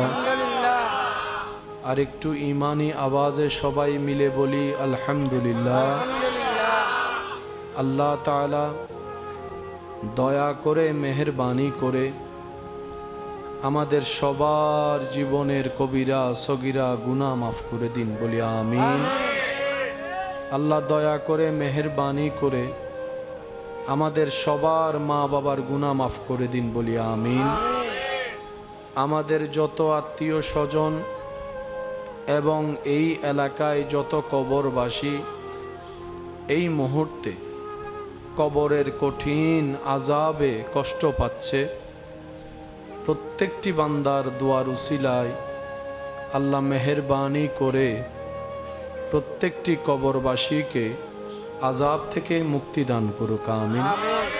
খতিবে মুকাররম হুজুর এতক্ষণ পর্যন্ত কোরআন সুন্নাহর আলোকে যে খেদমত নিবেদন করেছেন, আল্লাহ তাআলা আমাদের সবাইকে আমল করার তৌফিক দান করুক বলি আমিন।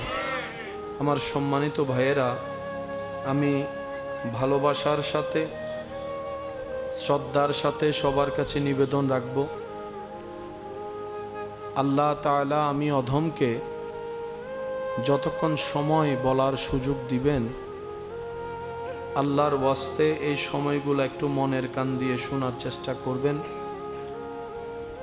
আর আমাকে একটু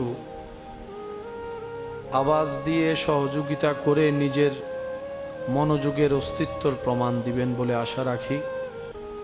আল্লাহ তাআলা আমাদের সকলের এই উপস্থিতিকে কাল হাসরের ময়দানে নাজাতের জরিয়া হিসেবে কবুল করুক বলি আমিন।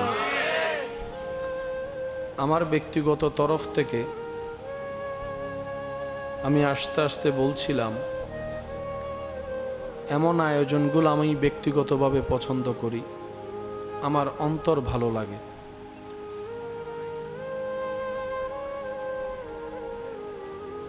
যেখানে কোনো প্রকার অতিরঞ্জিত বিশৃঙ্খলা নেই, ধাক্কাধাক্কি নেই, ব্যক্তিগত তরফ থেকে এরকম নিরিবিলি মজলিসগুলো আমার অন্তরকে আনন্দ দেয়। তো যেহেতু আমার পরিবেশটা পছন্দ হয়েছে, দিলটা খুশি হয়েছে, আমিও আশা রাখবো দিল থেকে বলার জন্য, আপনারাও চেষ্টা করবেন দিল দিয়ে নেওয়ার জন্য। কি বলেন আপনারা? ইনশাল্লাহ আর একটু জোরে। আমাদের সবচাইতে বড় সৌভাগ্য, নসিব আমাদের চান কওয়াল, যেটাকে চিটাঙের ভাষায় বলে সান হোয়াইলে। আমাদের নসিব এত চমৎকার, এত ভালো। বাবা আপনার কথা বললেন না প্লিজ, আপনি একটু এদিকে সরে যান। অনালে নদের তো আরো চালার বেশি। হ্যাঁ এখন ঠিক আছে। বলি কার ভালোর জন্য? আর সিরিঙ্গে হঠাৎ একখান আছে, নিজে বাঁচিলে ও আওয়াজই বেরলে ছোট গো, আর একখানা বড় নবো না, নিজে বাঁচিলে, নিজে বাঁচিলে। আচ্ছা, আর এন্ডে কিছু পণ্ডিত আছে সাইউন, ওই টৈনুর ফাগদি আছে না, অবদ্ধা কি সদ দে হতে প্রতিবেশীর খেয়াল রাহিদ দিক, এটা খেয়াল রাখবে রাত জাগানো ভাত দে। তো তুই যে অন্যর ফুডও দিছাইতে লাগবো, তোমার ঘরের ফুডও হবো চাইউনি না মাথায়, অন্যর ফুডও তো চাইতে লাগবো। এইছো এই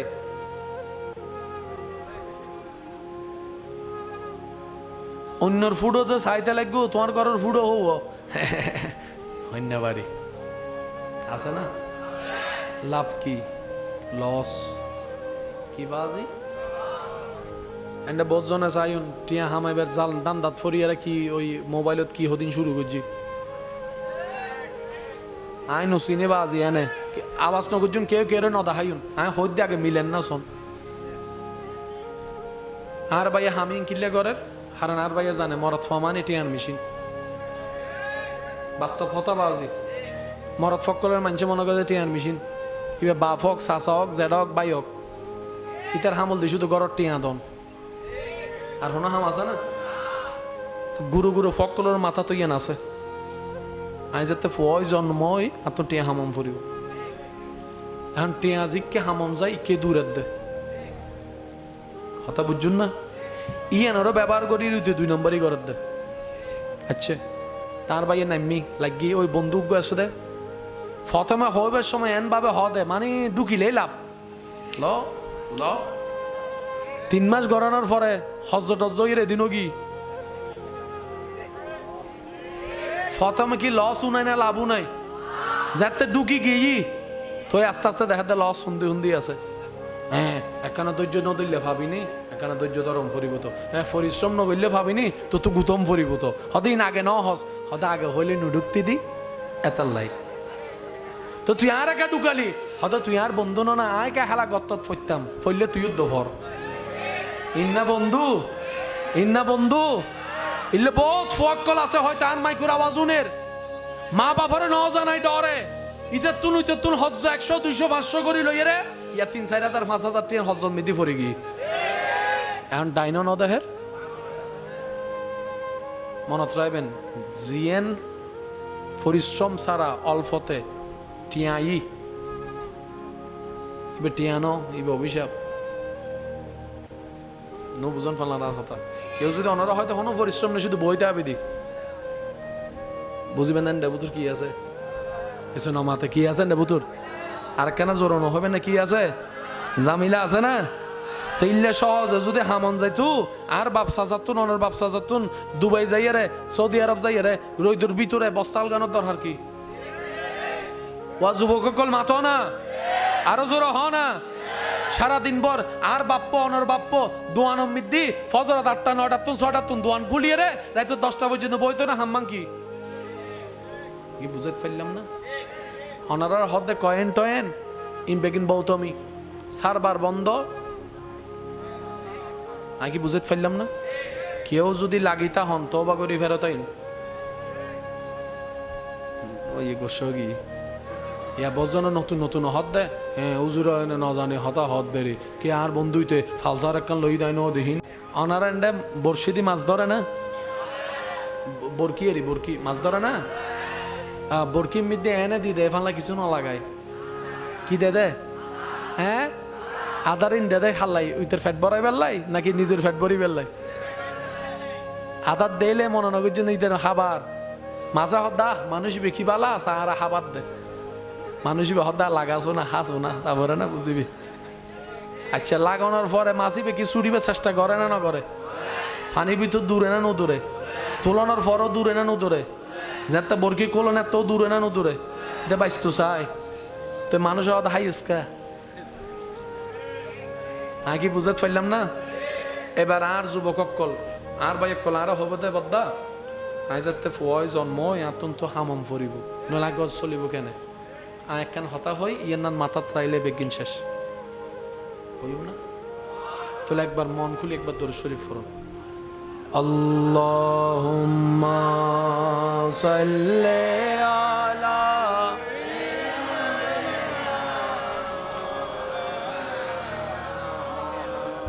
ওয়া আলা আলি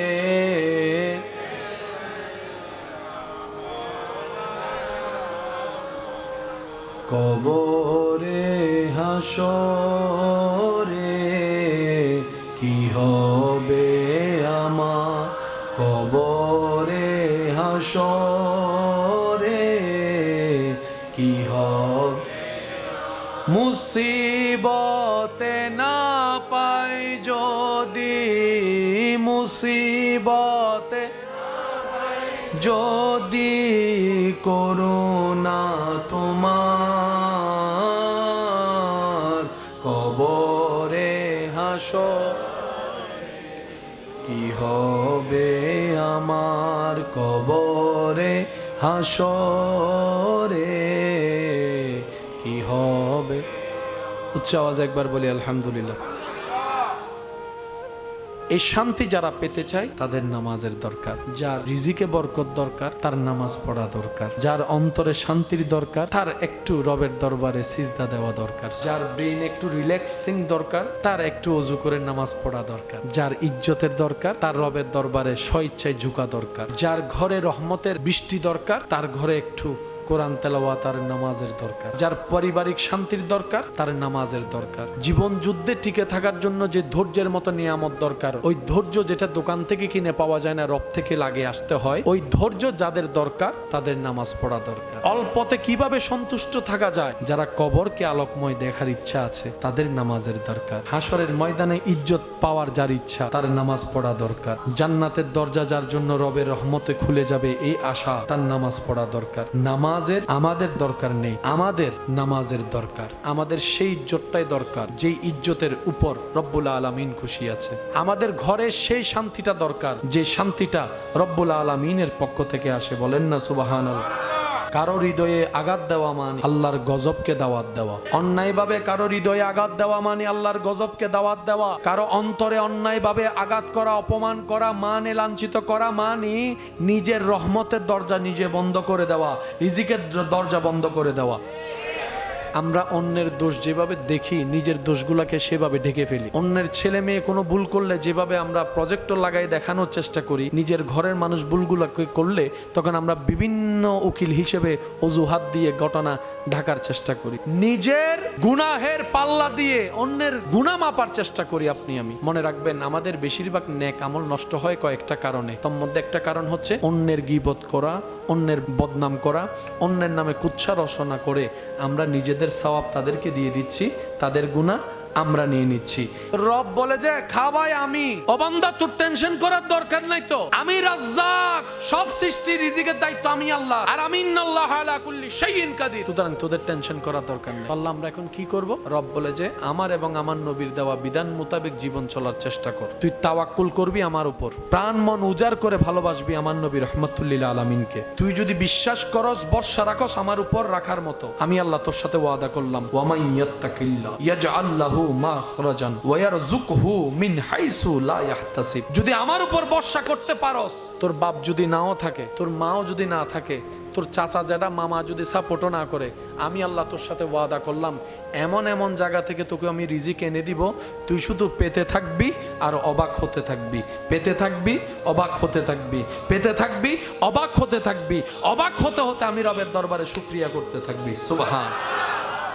এইরকম একজন রাজ্জাক মালিক থাকতে আমাদের দুই নম্বরই করার, অন্যায় কাজ করার, হারামের দিকে যাওয়ার কোনো দরকার।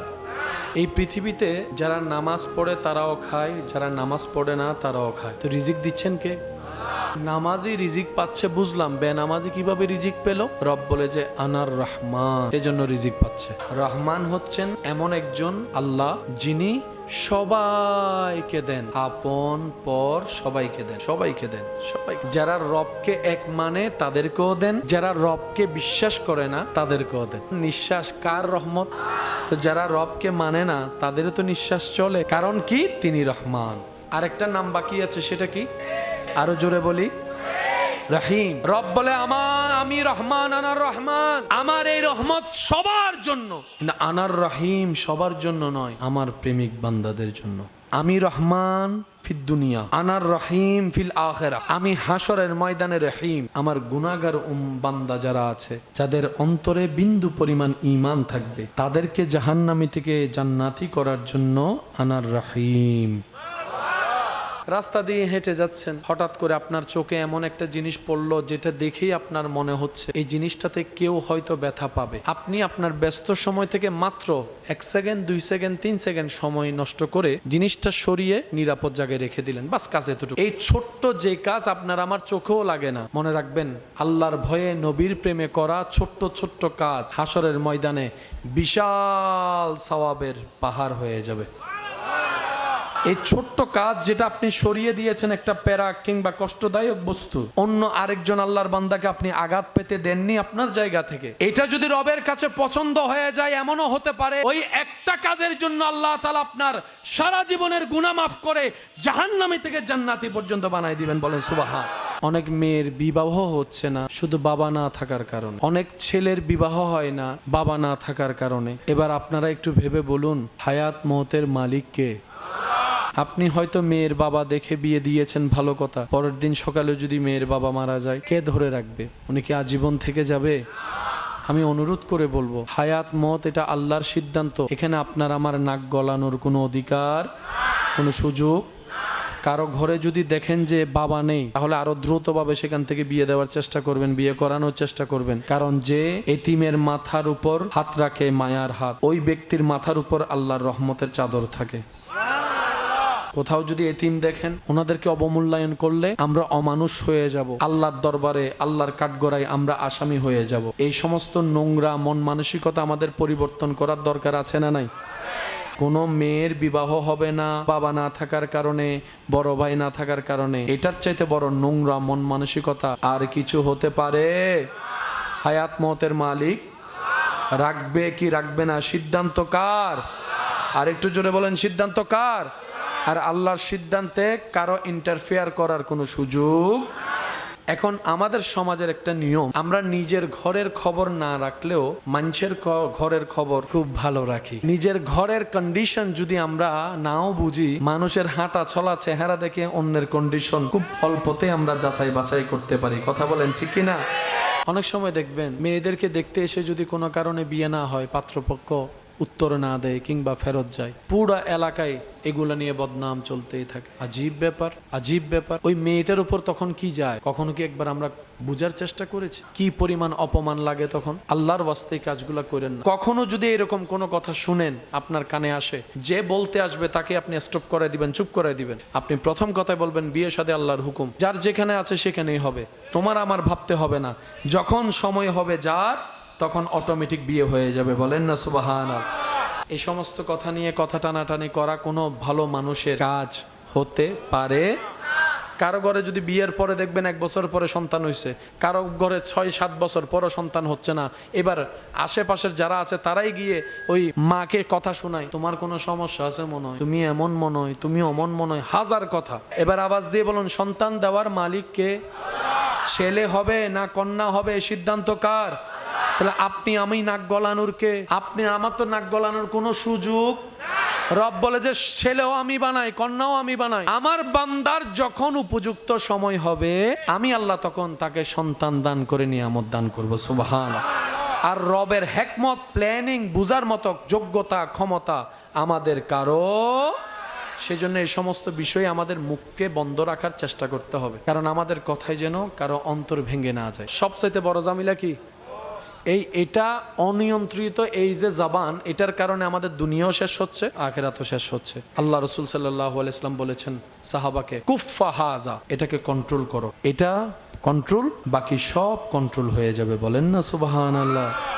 হযরত বায়েজিদ বুস্তামি রহমতুল্লাহ আলাইহি একদিন এক ইমামের পিছনে নামাজ পড়লেন। নামাজ পড়া শেষ করার পরে ওই ইমাম ওনাকে প্রশ্ন করলেন, আচ্ছা হুজুর, আমার জানা মতে আপনার দুনিয়াবি ইনকাম করার তেমন রাস্তা আমি দেখি নাই, অর্থাৎ আমাদের যে বিভিন্ন পারপাস আছে ইনকাম হওয়ার, আপনার তো সেরকম কোনো রাস্তা দেখি না। আমি যখনই দেখি আপনি শুধু দিন ধর্মের খেদমত করেই যাচ্ছেন, তালিম দিয়ে যাচ্ছেন, ছাত্রদেরকে পড়িয়ে যাচ্ছেন। হুজুর, আপনার সংসার চলে কেমনে, পরিবার চলে কেমনে? জানতে চাওয়া প্রশ্নকারী ব্যক্তির প্রশ্ন শুনে যেই উত্তরটা হযরত বায়েজিদ বুস্তামি রহমতুল্লাহ আলাইহি দিয়েছেন, আমি চাইবো এই উত্তরটা আমরা সবাই দিলের কান দিয়ে শুনবো। হযরত বায়েজিদ বুস্তামি রহমতুল্লাহ আলাইহি ওনার প্রশ্ন শুনে উত্তরে বললেন, আপনার প্রশ্ন শুনে আমার মনে হচ্ছে আমার নামাজটা নতুন করে পড়া দরকার। হুজুর বললেন, আমি প্রশ্ন করলাম কি, আপনি উত্তর দিলেন কি? হযরত বায়েজিদ বুস্তামি বললেন, আপনার প্রশ্নের ভিতর উত্তর যেটা আমি দিয়েছি, এই উত্তরের ভিতরেই আপনার উত্তর আছে।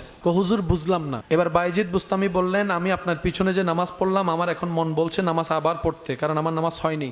বলে যে হুজুর কেন এই কথা বললেন? বলে যে এমন একজনের পিছনে আমি নামাজ পড়েছি যিনি জানেই না সৃষ্টির রিজিক দাতাকে। বলে না হুজুর, আমি জানি তো রিজিক দাতা আল্লাহ। তখন বায়েজিদ বুস্তামি বলে, যেহেতু রিজিক দাতা আল্লাহ, ওই আল্লাহ তো কাউকে উপবাস রাখে না। সকাল বেলা বের হওয়া ছোট্ট ছোট্ট পাখি সন্ধ্যা বেলায় ঘরে আসতে আসতে পেট ভরপুর করে দেয় আল্লাহ। সুবহান। সাগরের তলে বিশাল আকৃতির মাছ, যে মাছগুলাকে পেট ভরে খাওয়াই কে? জঙ্গলে কোনো চাকরি ব্যবসা নাই, পশু পাখিকে খাওয়াই কে? ছোট্ট ছোট্ট পিঁপড়া, এই ছোট্ট পিঁপড়ার পেট ভাই কত বড় হতে পারে, এই পিঁপড়াগুলাকে খাওয়াই কে? সব সৃষ্টির রিজিকের দায়িত্ব আল্লাহর। এই বিশ্বাসটা সবসময় মনের মধ্যে রাখবেন। আপনার আমার কাজ কি হাত গোটায় বসে থাকা? না, আপনার আমার কাজ হচ্ছে আপন জায়গা থেকে লিগেলি ভাবে সর্বোচ্চ চেষ্টা করা, ঘাম ঝরানো, বাস এতটুকু চেষ্টা করা, ঘাম ঝরানো, পরিশ্রম করা। কেউ কাউকে পৃথিবীতে খাওয়াই নাই, খাওয়াবেও না। এমনকি আপনি আমি দুনিয়াতে আসার পরে যে মায়ের স্তনের দুধ খেয়েছি, সেটাও মা খাওয়াই নাই। আপনি আমি দুনিয়াতে আসার 3 মাস আগেও আপনার আমার মায়ের স্তনে দুধ ছিল না, কিন্তু যখনই আপনি আমি দুনিয়াতে চলে আসলাম, অটোমেটিক মায়ের স্তনে দুধ দিয়ে দিলেন কে? এখানে একটা প্রশ্ন সবার মনে, ভালো করে যারা চলে তারা কষ্টে আছে, হালাল ইনকাম যারা করে কষ্টে আছে, যারা 2 নাম্বারই করে দেখ কি শাইন শকত ভাবে চলতেছে। এটা তো আপনি আমি দুনিয়া চশমা দিয়ে না দেখছি শাইন শকত, একটু আখিরাতে চশমাটা লাগাই দেখেন তো, এটার তো শেষ আছে, ওইটার কোনো শেষ।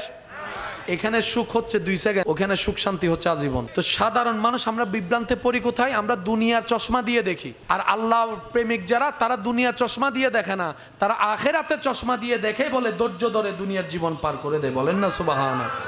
পুরা সৃষ্টি জগৎ চলে রবের রহমত দে। রবের রহমত ছাড়া একটা গাছের পাতা নড়া সম্ভবপর নয়। জিব্রাইল জানে রবের রহমতের কথা, মিকাইল জানে রবের রহমতের কথা, ইসরাফিল জানে রবের রহমতের কথা, আজরাইল জানে রবের রহমতের কথা। আসমান টিকে আছে রবের রহমতে, আসমান সজ্জিত রবের রহমতে, জান্নাতের জায়গায় জায়গায় রব্বুল আলামিনের রহমত, আরশ টিকে আছে রবের রহমতে, কুল কায়নাত রবের রহমতে। সূর্যের উঠা রবের রহমত, সূর্যের ডুবা রবের রহমত, বাতাস প্রবাহিত হওয়া রবের রহমত। শুধু তাই নয়, মানুষ দেখে কি দিয়ে? কিন্তু অনেক মানুষ দেখবেন চোখ আছে কিন্তু দেখে না। আসলে আমরা চোখ দিয়ে দেখি না, রবের রহমত দিয়ে দেখি। আমরা কান দিয়ে কেউ শুনি না, অনেকের কান আছে কিন্তু শুনেই না। শোনাটাও রবের রহমত। চোখে দেখতে পাওয়া রবের রহমত, কানের শোনাটা রবের রহমত, হাঁটতে পারা রবের রহমত, বসতে পারা রবের রহমত, ক্লান্ত শরীর নিয়ে বিছানায় শোয়ার পরে হঠাৎ করে ঘুম চলে আসা রবের রহমত। সেই অবচেতন মনে ঘুমের জগতে ডান কাত বাম কাত হয়ে আবার সকালবেলা উঠে সূর্যের আলো দেখা রবের রহমত। নিঃশ্বাস নেওয়া রবের রহমত, নিঃশ্বাস ফেলা রবের রহমত, খাবার খাওয়া রবের রহমত, ডোক গিলাটা রবের রহমত, পেটে যাওয়াটা রবের রহমত, খাবার হজম হওয়া রবের রহমত, শরীরের হার্টবিটের প্রত্যেকটা ছন্দ রবের রহমত, সকালের সূর্য ওঠা রবের রহমত, সন্ধ্যাবেলা ডুবিয়ে যাওয়া রবের রহমত, চন্দ্র রবের রহমত, বাতাস রবের রহমত, আকাশ রবের রহমত, জমিন রবের রহমত, সাগরের প্রতিটা ঢেউয়ে ঢেউয়ে রবের রহমতের জানান দেয় সুবহানাল্লাহ। গাছের ফলের মধ্যে রবের রহমত, ফলের স্বাদের মধ্যে রবের রহমত। আপনার আমার বুপে দেওয়া একটা বীজ গাছে রূপান্তর হয়ে ফল ধরা রবের রহমত। এবার সেই রহমতের নাম তো শুনেছি, দেখার সুযোগ কখনো। এবার আমরা সবাই মিলে রবের দরবারে ফরিয়াদ রাখলাম, আল্লাহ তোমার রহমতের নাম শুনেছি, কিন্তু এটা দেখতে কেমন আমরা তো দেখি নাই। রব বলে, জগৎবাসী সৃষ্টি লগ্ন থেকে আমি রবের রহমতের কথা শুনেছে, কিন্তু দেখার সুযোগ আমাদের নবীজিকে পাঠিয়ে ওয়ামা আরসালনাকা ইল্লা রাহমাতাল লিল আলামিন বলে রব জানান দিয়েছেন, হে আমার সৃষ্টি জগৎ, আমি রবের রহমতের একটু ধরন যদি তোমরা দেখতে চাও, নবী রাহমাতুল লিল আলামিনের দিকে দেখো। সুবহানাল্লাহ। নবী রাহমাতুল লিল আলামিনের দিকে দেখা, আমি রবের রহমতের একটা আকার দেখা হয়ে যাবে। বলেন না সুবহানাল্লাহ।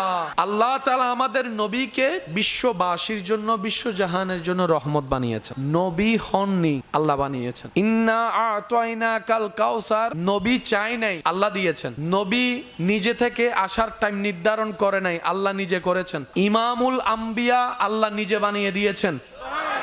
সমস্ত নবীদের সরতাজ আমাদের নবীকে আল্লাহ নিজেই বানিয়ে দিয়েছেন। মেরাজের ভ্রমণ আল্লাহ নিজেই করিয়েছেন।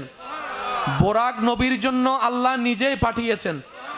আল্লাহ তাআলার সমস্ত সৃষ্টিতে যাকে আল্লাহ সবচাইতে বেশি জ্ঞানী, আজমত ওয়ালা, রিফত ওয়ালা, তাজিম ওয়ালা, সম্মান ওয়ালার আসন দান করেছেন আল্লাহ, তিনি হচ্ছেন আপনার আমার নবী রাহমাতুল লিল আলামিন। সুবহান। সৃষ্টিতে আপনার আমার নবীর চাইতে বড় সম্মানী আর কেউ? সৃষ্টিতে সবচাইতে সম্মানী আল্লাহ বানিয়েছেন কাদের নবীকে?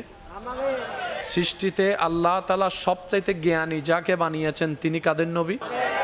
আল্লাহ আমাদের নবীকে যা দিয়েছেন, যতটুক দিয়েছেন, এমন আর কাউকে কখনো, সব দিকে যিনি সর্বশ্রেষ্ঠ ইউনিক সৃষ্টিতে, তিনি হচ্ছেন আপনার আমার নবী রাহমাতুল লিল, যার তারিফ বাড়িয়ে দিয়েছেন স্বয়ং রব্বুল আলামিন। হালিমা যখন আপনার আমার নবীর চেহারা মোবারকের দিকে নজর দিলেন, নজর দেওয়ার সাথে সাথে সেই নজরের আলোটা আপনার চোখের মধ্যে সীমাবদ্ধ না হয়ে দিলের মধ্যে নাড়া দিয়ে বসলেন, নাড়া দিয়ে বসলেন, দিলের মধ্যে নাড়া দিয়ে বসলেন।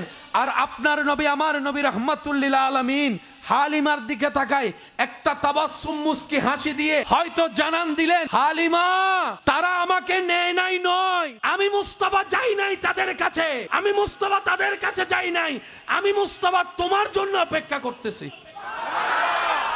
ওনারা আমাকে নেয় নাই, এমন বাপের ফুদ দুনিয়াতে আসেনি নবীরে ক্যান্সেল করবে। নবী বলে যে তারা আমাকে নেয় নাই নয়, আমি তাদের কাছে যাই নাই। আমাদের নবী যখন দুনিয়াতে আসছিলেন তখন একটা নিয়ম ছিল, বাহিরের মহিলারা এসে আরবের সন্তানদেরকে দুধ পান করার জন্য নিয়ে যেত। নবীজিকে নিয়ে গেলেন কে? মা হালিমা বলেন। উনি কি একা আসছিলেন নাকি আরো অনেকে আসছিল? কিন্তু নবীজিকে ওরা নিতে চায় নাই। যখন শুনেছে বাবা নাই আর নিতে চায় না। এই নোংরা চিন্তা এখনো পর্যন্ত আমাদের সমাজে অনেক জায়গায় আছে।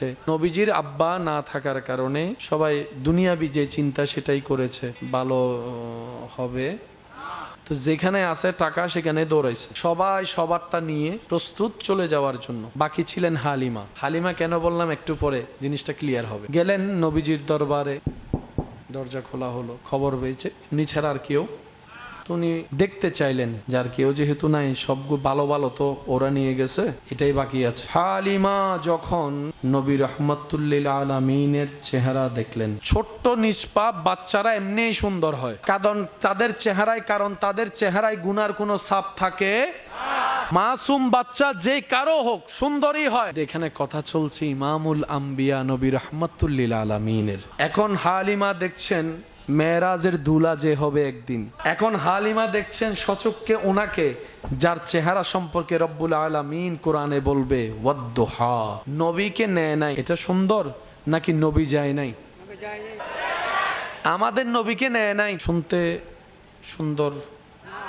আমাদের নবী যায় নাই, আল্লাহ ওদের কাছে আমাদের নবীকে দেয়ই নাই, আল্লাহ নবীকে রেখে দিয়েছেন হালিমার জন্য। এবার মা হালিমা যখন দেখলেন, বলে যে আমার এটাই লাগবে, এটাই লাগবে। হালিমা বলে আমার এই আঁখে এই চোখে আমি অনেক দেখেছি, কিন্তু এই রকম আমি হালিমা জীবনে প্রথম দেখতেছি।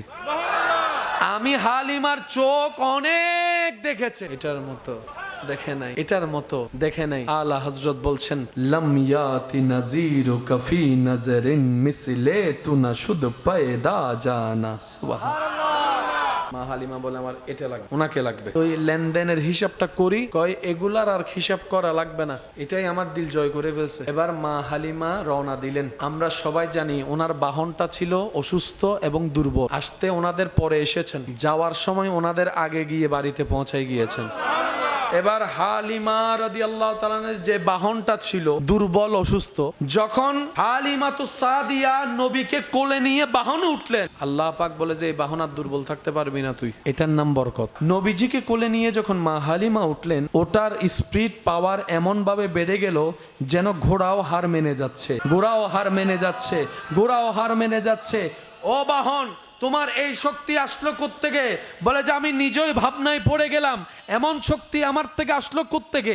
আমি তো নিজেই দুর্বলতার মধ্যে আছি। তখন আল্লাহর রহমত থেকে হয়তো আওয়াজ আসে, ও বাহন, তোর উপর আমার হাবিব উঠেছে। আমার হাবিব যে বাহন উঠবে সে পিছনে থাকতে পারে না, পরাজিত হতে পারে না, সবার শেষে থাকতে পারে না। আমার হাবিব ইমামুল আম্বিয়া, উনার অবস্থান সবার আগেই থাকতে হবে।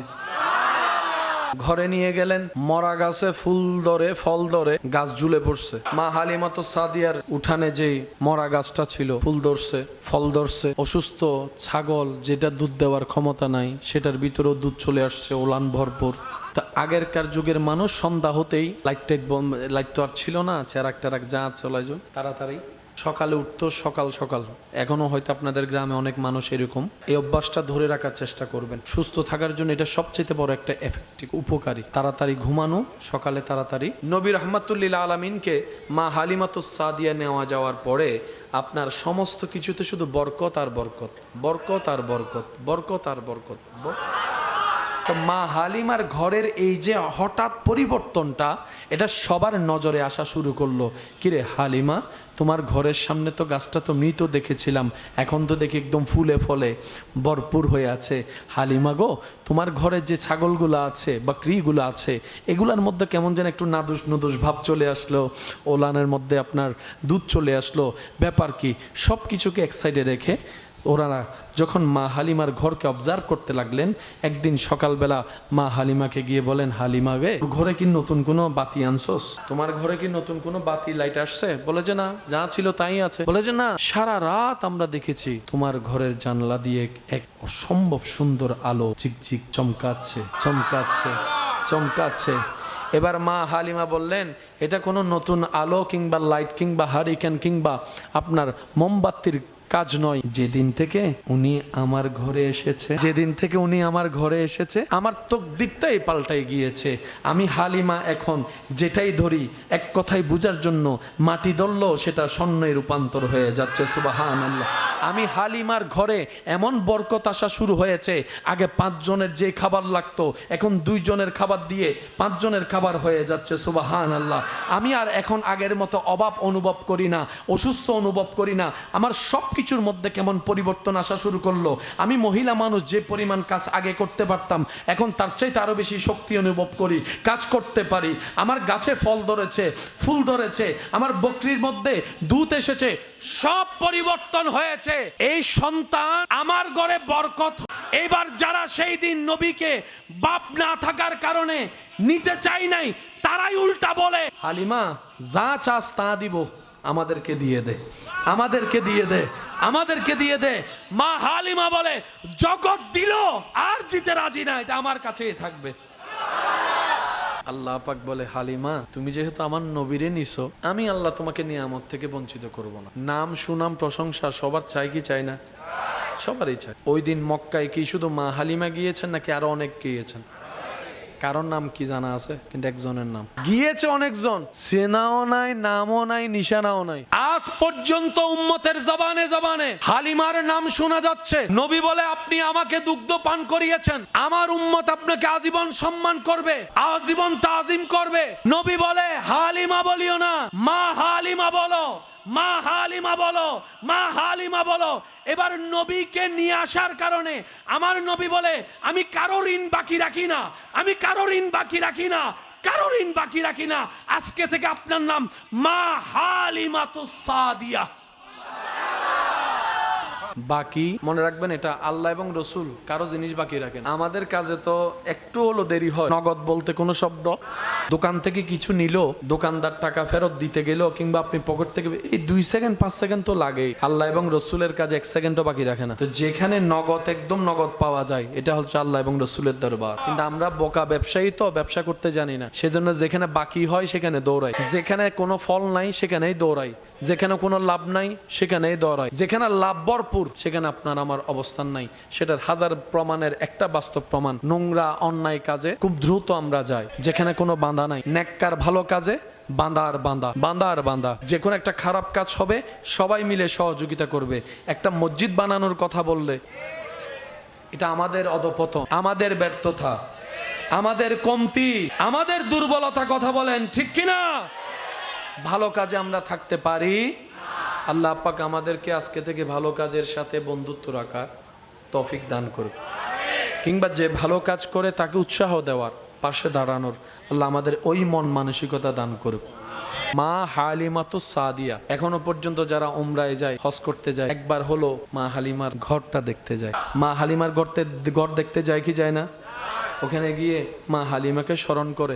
নবী বলে, আমার উম্মত কিয়ামত পর্যন্ত আপনি হালিমাকে তাদের এখানে রাখবে, হৃদয়ে রাখবে। আপনি আমাকে দুধ খাওয়াইছেন না, আপনি আমার উপকার করেননি, আপনি আমাকে দুধ খাওয়াইয়ে নিজের উপকার নিজে করেছেন। আপনি আমাকে কোলে লালন করে আমি নবীর উপকার করেননি, বরং কিয়ামত পর্যন্ত আপনার শান মান আজমতকে আপনি নিজে বাড়ার সুযোগ করে দিয়েছেন। আমার নবী, আপনার নবী, আমাদের নবীকে কেউ নেয়নি। আমাদের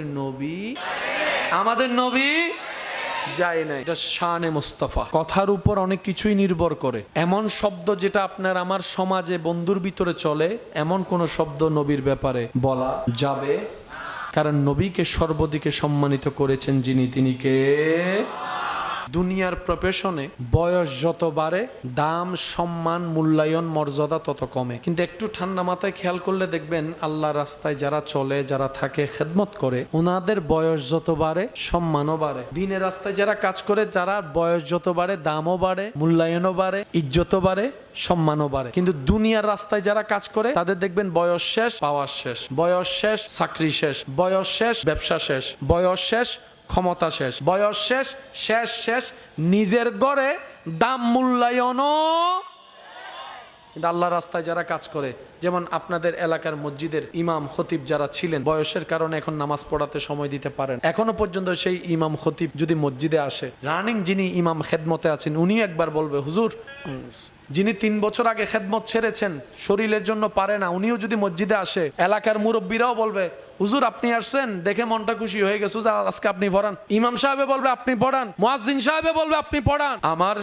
সমাজে পৃথিবীতে টিকার জন্য আপনার সাপোর্টের দরকার আছে, আবার আপনার জন্য আমার সাপোর্টের দরকার আছে। পুরা মাহফিলটা আছে, শ্রোতা আছে ভরপুর, আলোচক একজনও নাই, হবে? আলোচক এসে বসে আছে, শ্রোতা নাই, হবে? আপনারা সবাই আসছি, মাইকলও আসে নাই, লাইটলও আসে নাই, হবে? সবাই মিলে একটা মাহফিল, কারো অবদান কম, সবার পার্টিসিপেট আছে, আপন আপন জায়গায় আপন আপন দৃষ্টিতে যতটুকু সম্ভব। এই পৃথিবীতে আপনার আমাকে দরকার, আমার আপনাকে দরকার, আপনার থেকে আমার, আমার থেকে আপনার, কেউ কাউকে ছাড়া চলতে পারে? এই পৃথিবীর সব মানুষের একটা প্রশংসার দরকার আছে না নাই? উৎসাহের জন্য একটা প্রশংসার দরকার আছে না নাই? ভালো রেপুটেশনের জন্য একটা প্রশংসার দরকার আছে না নাই? আপনার আমার সবার এই দুনিয়ায় যে কেউ হো XYZ প্রশংসার দরকার আছে। আমার প্রশংসা আপনি করলে আপনার কারণে আমি দামি, আমার প্রশংসা যদি আপনি করেন আপনার বলার কারণে যাদের সামনে বলেছেন তাদের সামনে আমি দামি হয়েছে। আমি যদি আপনার প্রশংসায় জবান খুলি, আমার প্রশংসার কারণে আপনি দামি হচ্ছেন, আমার প্রশংসায় আপনি দামি, আপনার প্রশংসায় আমি দামি। আল্লাহ তাআলা আমাদের নবীকে সৃষ্টিতে এমন ভাবে সম্মান দান করে, ওয়ারাফানা লাকা যিকরাকের আসনে দান করেছেন। আল্লাহ পাক বলে, তুই সম্মান করলে, প্রশংসা করলে অন্যজন দামি হয়, সে যদি করে ও দামি হয়, কিন্তু আমার নবীর তারিফ প্রশংসা আমি আল্লাহ এমন ভাবে সাজিয়ে দিয়েছি, যে আমার নবীর প্রশংসা করবে, নবীর প্রশংসা করার কারণে আমি আল্লাহ সেই বান্দার ইজ্জত বাড়াই দিব, দাম বাড়াই দিব, সম্মান বাড়াই দিব, রিজিক বাড়াই দিব, রহমত বাড়াই দিব। সুবহানাল্লাহ। আপনি প্রশংসা করলে আমি দামি, আমি প্রশংসা করলে আপনি দামি, কিন্তু আমরা যখন নবীর প্রশংসা করি, নবী দামি হয় না। আমরা যখন আমাদের করি, বললাম কি আমি আপনার ঠেকা, আপনি আমার ঠেকা। আমরা দুনিয়াতে যারা আছি একজন আরেকজনের ঠেকা, এই ছাড়া কোনো উপায়। আপনি ঘর থেকে বের হয়েছেন, গাড়ি তো লাগবে, আপনি আমি রিক্সাওয়ালার ঠেকা, সিএনজি ওয়ালার ঠেকা, আবার সিএনজি ওয়ালা গাড়ি নিয়ে বসে আছে, যাত্রী নাই, উনি আবার আমাদের ঠেকা। তাহলে আমাদের জীবনের জন্য ওনাকে লাগবে, ওনাকে ওনার জীবনের জন্য আমাদেরকে লাগবে। আল্লাহ তাআলা আমাদের সবার জীবন কেমন ভাবে সেট করেছেন, কেউ কাউকে ছাড়া চলতে। শিক্ষকের যদি ছাত্র লাগে, ছাত্রেরও শিক্ষক লাগবে, রুগীর যদি ডাক্তার লাগে, ডাক্তারেরও তো রুগী লাগে। কেউ কারো সামনে অহংকার করার কোনো সুযোগ, কারণ আমি আপনার ঠেকা, আপনি আমার ঠেকা। সৃষ্টিতে আল্লাহ তাআলা আপনার আমার নবীকে এমন আজমতওয়ালা শানে বসিয়ে দিয়েছেন। রব্বুল আলামিন বলে, ও দুনিয়াবাসী দেখো, আমার নবীকে দুনিয়াতে পাঠানোর অনেক আগেই প্রথম অভিভাবক ওনার বাবাকে আমি আল্লাহ দুনিয়া থেকে নিয়ে এসেছি। নবী আসার পরে মাকে নিয়ে এসেছি। আমি আল্লাহ দুনিয়াতে আমার নবীকে এমন ভাবে সেটিং করে পাঠিয়েছি, কিয়ামত পর্যন্ত আমার নবী কারো ঠেকাই থাকবে না, সবাই আমার নবীর ঠেকাই থাকতে হবে। সুবহান। আমরা একজন আরেকজনের কাছে ঠেকা, নবী কারো কাছে ঠেকা, নবী ঠেকা শুধু একজনের কাছে।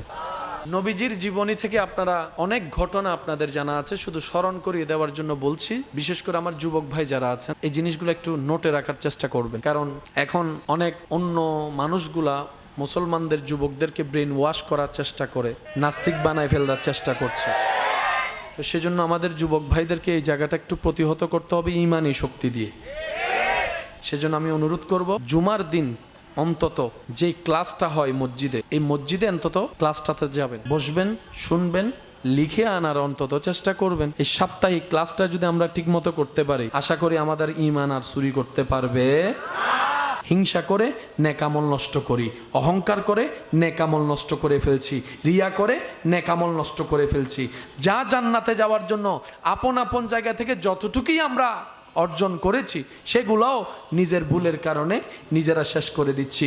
এক কথায় বলতে গেলে, চট্টগ্রামের ভাষায়, আমরা জেনে শুনে বুঝে অতি চালাকি দেখাতে গিয়ে নিজের পায়ে নিজেরাই কুরাল মারে, ওয়াইলুল লিকুল্লি হুমাজাতিল লুমাজা। এটা থেকে যদি আমরা বন্ধ রাখতে পারি, হাজার সমস্যা শেষ। নবী রাহমাতুল্লিল আলামিনের উম্মত হওয়ার যে সুযোগ আল্লাহ তাআলা আপনাকে আমাকে দান করেছেন, সেই নবীর জবানে অন্তরের চোখ মোবারকের শান্তি, বান্দা যখন নামাজ পড়ে, উম্মত যখন নামাজ পড়ে, রাসূলের হৃদয় শান্তি হয়ে যায়। শেষ আবদার এতটুকু বলবো, এক ঘরে থাকতে গেলে, এক পরিবারে থাকলে, এক ছাদের নিচে থাকলে ইচ্ছাই অনিচ্ছায় অনেক কথা হয়, অনেক ঝগড়া হয়, অনেক মনোমালিন্য হয়, এটা স্বাভাবিক। কখনো আলাদা হয়েন না। যাকে নিয়ে আলাদা হবেন ওনার সাথেও তো ঝগড়া হবে। একটু বুঝে নেন, সব কথা তার ভেঙে বলতে হয় না, একটু বুঝে নেন। 5 জন 5 জন 10 জন আছেন, ঝগড়া করে আলাদা হয়েছেন আপনি 3 জন, তো এই 3 জনের ভিতর ঝগড়া হবে না? তো তখন কি আলাদা হয়ে যাবেন? আর আলাদা হতেও তার কত আলাদা হবে, শেষ পর্যন্ত জঙ্গলে থাকা ছাড়া আর কোনো ভয় থাকবে না। আমি কি বুঝাতে পারছি? আল্লাহ তাআলা আমাদের সবাইকে মিলমিশ করে থাকার তৌফিক দান করুক, আমিন।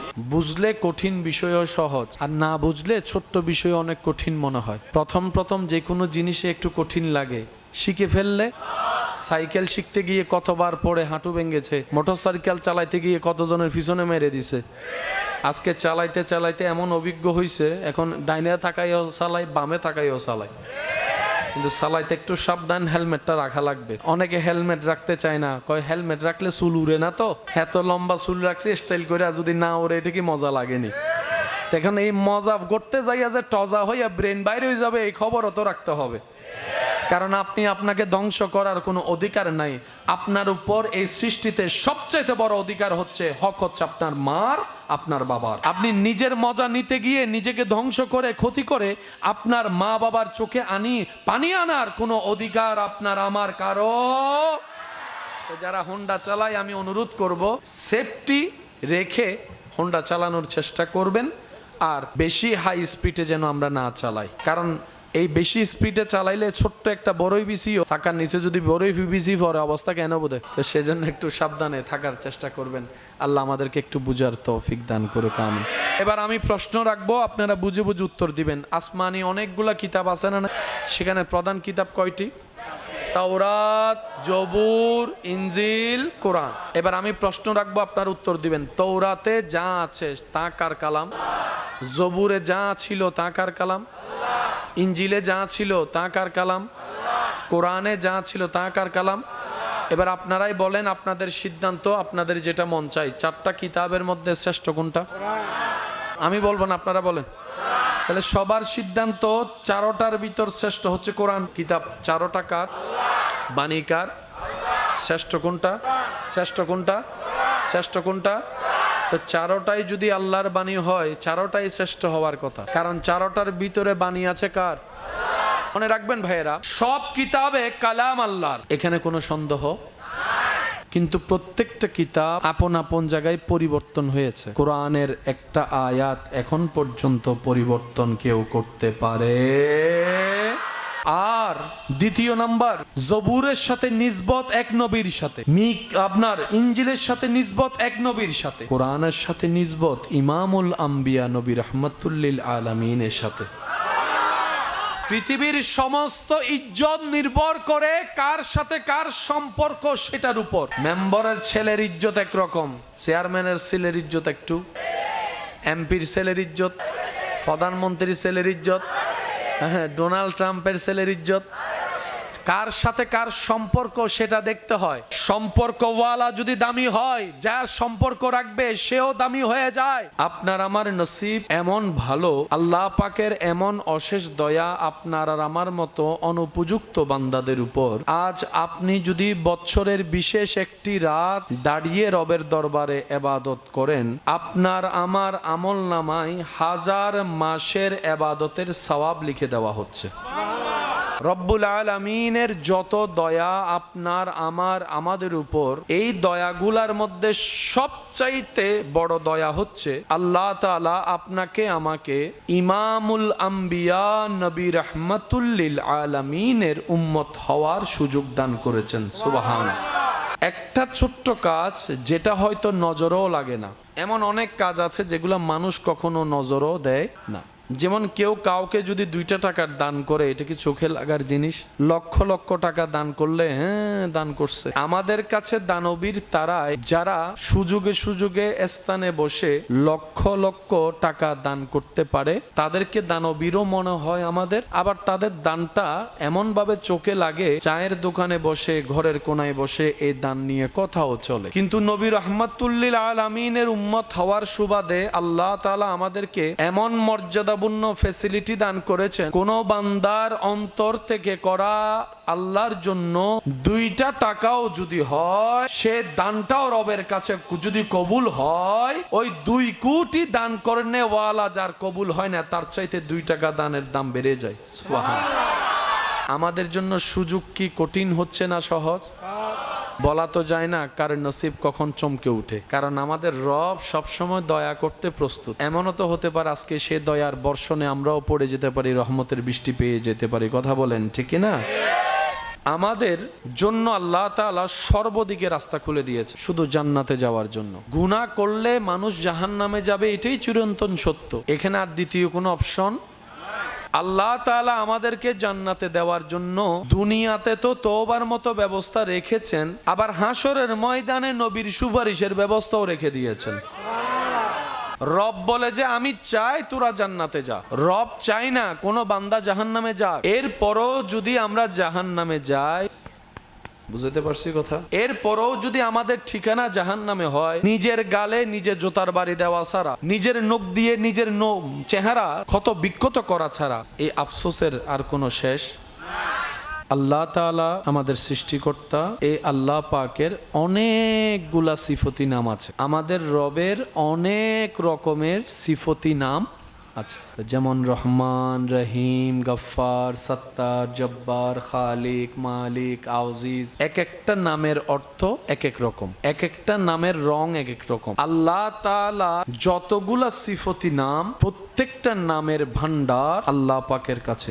যেই আল্লাহকে আপনি আমি স্রষ্টা হিসেবে মানি, সেই আল্লাহর হাজার হাজার সিফতি নামের ভিতর একটা নাম হচ্ছে রহমান, আর একটা নাম হচ্ছে রহিম। যেই কোনো কাজ শুরু করার আগে যেই আয়াত আমাদের পড়ার সৌভাগ্য হয় বিসমিল্লাহির, সেই বিসমিল্লাহর ভিতরও ওই নাম 2টাই আছে, আর রহমান আর রহিম। আবার যে সূরা ফাতিহা ছাড়া কোন নামাজের নামাজ হবে না, সেই সূরা ফাতিহার 2 নম্বর আয়াতও সেই নাম 2টাই দেখা যাচ্ছে, আর রহমান আর রহিম। কয়টা নাম?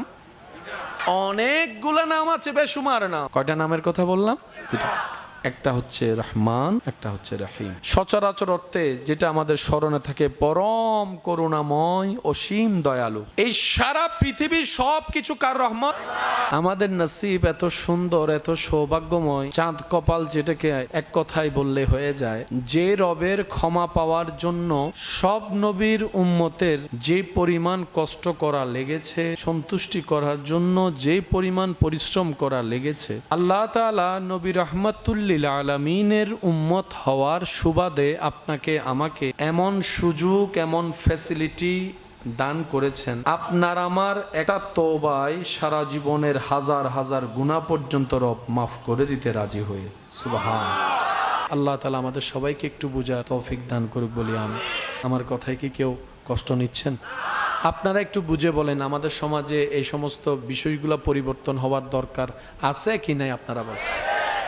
শেষ কথায় চলে আসলাম, বিদায় বেলায় এই কথাটা বুঝলে বাকি সব বুঝে চলে আসবে। ইসলাম কাদের দরকার? ইসলাম তাদের দরকার যারা বুদ্ধিমান, যারা জ্ঞানী, যারা নিজের ভালো বুঝে, নিজের লাভ বুঝে, তাদের ইসলাম দরকার। আর যারা আমাদের মতো গাদা বোকা, লাভের চাইতে লস বুঝি, আল্লাহ তাআলা আমাদেরকেও সে তৌফিক দান করুক। আল্লাহ তাআলা আমাদের সবাইকে 5 ওয়াক্ত নামাজের সাথে বন্ধুত্ব রাখার তৌফিক দান করুক। বড়দেরকে সম্মান, চিনি না চিনি, চিনার দরকার নেই, বড় মানেই সম্মান। বড়দেরকে সম্মান, ইজ্জত, ছোটদেরকে স্নেহ মায়া করার মন আল্লাহ আমাদের সবাইকে দান করুক। আজকের মাহফিলকে কবুল আর মঞ্জুর করুক, আমিন। হৃদয়ের জানালাটা খুলে দাও না, হৃদয়ের খুলে দাও না, প্রভুর প্রেমে মন দাও না বান্দা প্রভুর প্রেমে মন। দেখি সবাই মিলে পড়লে শুনতে কেমন লাগে। হৃদয়ের জানালাটা খুলে দাও না প্রভুর প্রেমে মন সাড়া দাও না বান্দা প্রভুর প্রেমে মন সাড়া দাও। উচ্চ আওয়াজে একবার বলি মারহাবা। ইমানদার ভাই গভীর মনোযোগ। দেখমে না দোলে শিশু দোলে কোচি মুকে শাহাদাতের বাণী সে শোনায় রে সাগরে দেখবি যদি আয় রে সাগরে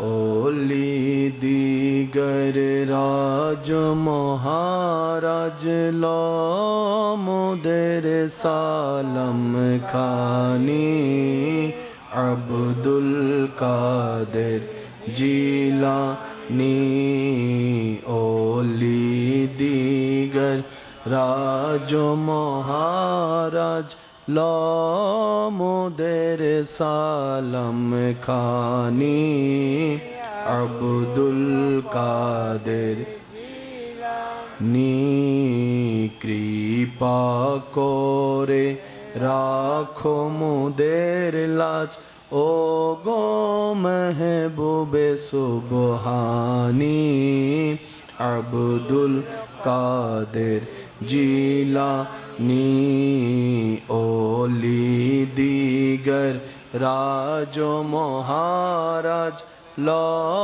মোদের সালাম খানি আব্দুল কাদের।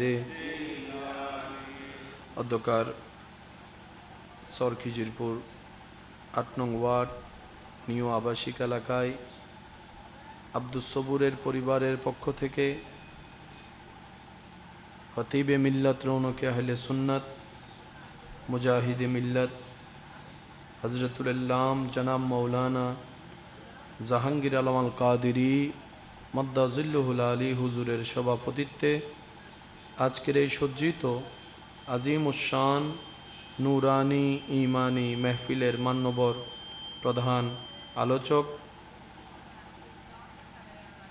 সুন্নিয়তের উদীয়মান তরুণ আলোচক আমার স্নেহধন্য রৌনকে মিল্লাত হযরতুল আল্লাম জনাব মৌলানা নুরশেদ রেজা আল কাদেরী মাদ্দাজিল্লুহুল আলী সাহেব সহ আমন্ত্রিত এলাকার মেহমানবৃন্দ, সম্মানিত ব্যক্তিবর্গ, ওদিগর ওলামায়ে কেরাম, তালেবুল ইলম, উপস্থিত আল্লাহর প্রেমিক নবীর প্রেমিক ইমানদার ভাইয়েরা, আসসালামু আলাইকুম ওয়া রাহমাতুল্লাহি তাআলা ওয়া বারাকাতুহু। ওয়া আলাইকুম সালাম ওয়া রাহমাতুল্লাহি ওয়া বারাকাতুহু। আপন আপন জায়গা থেকে রবের রহমতের দরবার থেকে রহমতের ভিক্ষা পাওয়ার আশায় অন্তর নরম করে নিজে যে বড় পাপী সেটা স্মরণ করে গুনাহ মাফ করানোর আশায় আল্লাহর দেওয়ার সর্ব নিয়ামতের শুকরিয়া আদায়ের লক্ষ্যে দিলের গভীর থেকে মোহাব্বতের আওয়াজে একবার বলি আলহামদুলিল্লাহ। আর একটু ইমানি আওয়াজে সবাই মিলে বলি আলহামদুলিল্লাহ। আল্লাহ তাআলা দয়া করে মেহেরবানি করে আমাদের সবার জীবনের কবিরা সগীরা গুনাহ মাফ করে দিন, বলি আমিন। আল্লাহ দয়া করে মেহেরবানি করে আমাদের সবার মা বাবার গুনাহ মাফ করে দিন, বলি আমিন। আমাদের যত আত্মীয় স্বজন এবং এই এলাকায় যত কবরবাসী এই মুহূর্তে কবরের কঠিন আযাবে কষ্ট পাচ্ছে, প্রত্যেকটি বান্দার দোয়ার উসিলায় আল্লাহ মেহেরবানি করে প্রত্যেকটি কবরবাসীকে আযাব থেকে মুক্তি দান করুক, আমিন। খতিবে মুকাররম হুজুর এতক্ষণ পর্যন্ত কোরআন সুন্নাহর আলোকে যে খেদমত নিবেদন করেছেন, আল্লাহ তাআলা আমাদের সবাইকে আমল করার তৌফিক দান করুক, বলি আমিন। আমার সম্মানিত ভাইয়েরা, আমি ভালোবাসার সাথে শ্রদ্ধার সাথে সবার কাছে নিবেদন রাখব, আল্লাহ তাআলা আমি অধমকে যতক্ষণ সময় বলার সুযোগ দিবেন, আল্লাহর ওয়াস্তে এই সময়গুলো একটু মনের কান দিয়ে শোনার চেষ্টা করবেন, আর আমাকে একটু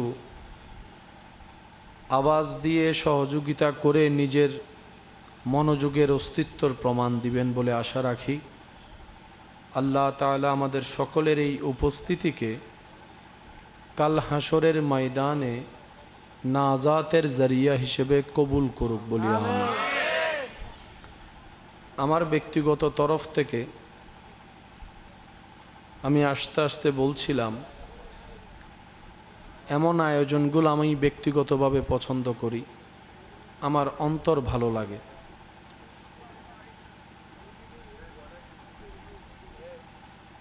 যেখানে কোনো প্রকার অতিরঞ্জিত বিশৃঙ্খলা নেই, ধাক্কাধাক্কি নেই, ব্যক্তিগত তরফ থেকে এরকম নিরিবিলি মজলিসগুলো আমার অন্তরকে আনন্দ দেয়। তো যেহেতু আমার পরিবেশটা পছন্দ হয়েছে, দিলটা খুশি হয়েছে, আমিও আশা রাখবো দিল থেকে বলার জন্য, আপনারাও চেষ্টা করবেন দিল দিয়ে নেওয়ার জন্য। কি বলেন আপনারা? ইনশাল্লাহ। আর একটু জোরে।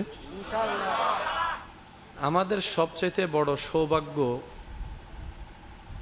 নসিব আমাদের চান কওয়াল, যেটাকে চিটাঙের ভাষায় বলে সান হোয়াইল্লে। আমাদের নসিব এত চমৎকার, এত ভালো। বাবা আপনার কথা বললেন না প্লিজ, আপনি একটু এদিকে সরে যান। অনালে নদেহ তো আরো সালার বেশি। হ্যাঁ, এখন ঠিক আছে। বলি কার ভালোর জন্য? আর সিডেঙ্গে হতাতক্ষণ আছে, নিজে বাঁচিলে ও আওয়াজই বেরলে ছোট গো আর একখানা বড় নব না, নিজে বাঁচিলে, নিজে বাঁচিলে। আচ্ছা, আর এন্ডে কিছু পণ্ডিত আছে সাইন ওই টৈনুর ফাগদি আছে না, অবদ্ধা কি সদ দে হতে প্রতিবেশীর খেয়াল রাহিদ দিক, এটা খেয়াল রাখবে রাত জাগা নফাত দে। তো তুই যে অন্যর ফুডও দিছাইতে লাগবে, তোমার ঘরের ফুডও হব চাইও নি নামাতে, অন্যর ফুডও তো চাইতে লাগবে। এইছো এই